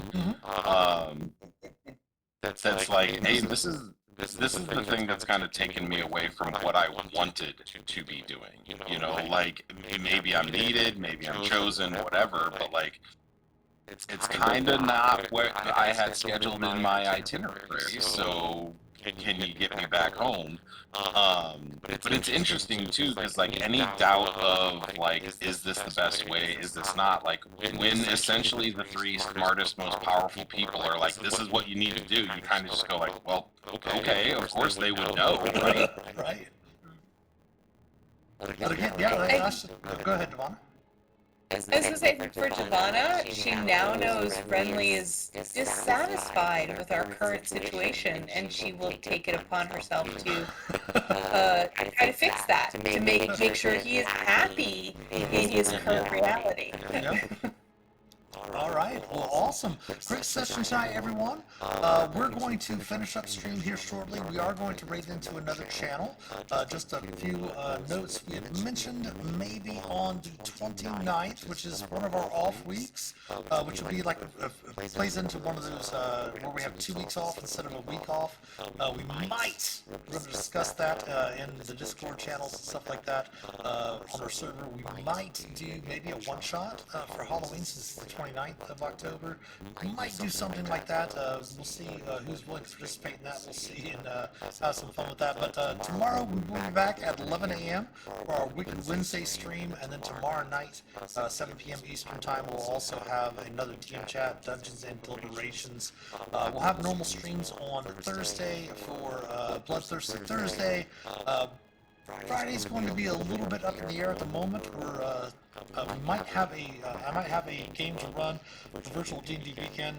If that is the case, maybe do an hour or two of our Fantasy Friday stream, and go from there. And of course, we should be back for our official stream on the official Lord of the Rings Online stream on Friday night at 7 p.m. Eastern over on Lotro, twitch.tv/Lotro stream. But please stick around in the chat. We're going to go ahead and do a raid to another channel. But thanks so much to the players. Give yourselves a round of applause. Great session tonight. That was a lot of fun. Thanks to the viewers as well. Of course, thanks to all of our supporters, especially our patrons with Patreon.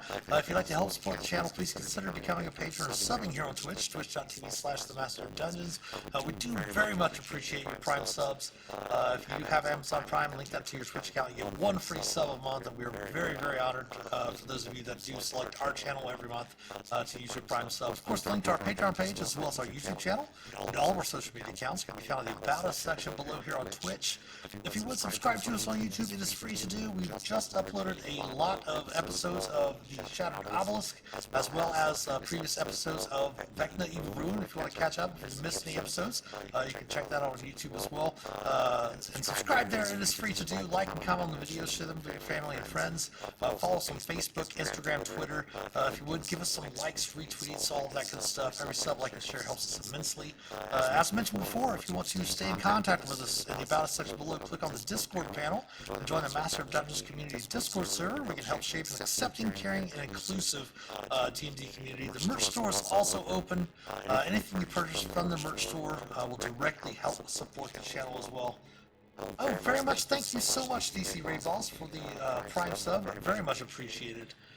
One thing I would note, check your calendars. Go to voter.org. Early voting for the elections this fall have opened in many states. In my state, it opened today. I'm going out tomorrow. Hopefully tomorrow, maybe Thursday, to vote early. Definitely check that out for your state. If you go to voter.org, vote.org, you should be able to check out the calendar for your state to find out when early voting opens up. It's very important. And our thoughts and our good vibes are going out to the people of Florida. We know that they're expecting Milton to come in very shortly, so we wish everybody health and happiness, and hope that everyone remains safe down there. Does anyone have anything else to add before we sign off? Thanks, everybody. Thanks, Mitch. Thank you, Mitch. All right. Well, as I mentioned, we are going to raid over, so be safe, be careful, and until we see each other again, happy adventuring. We'll talk to you soon. Raid incoming. Stick around.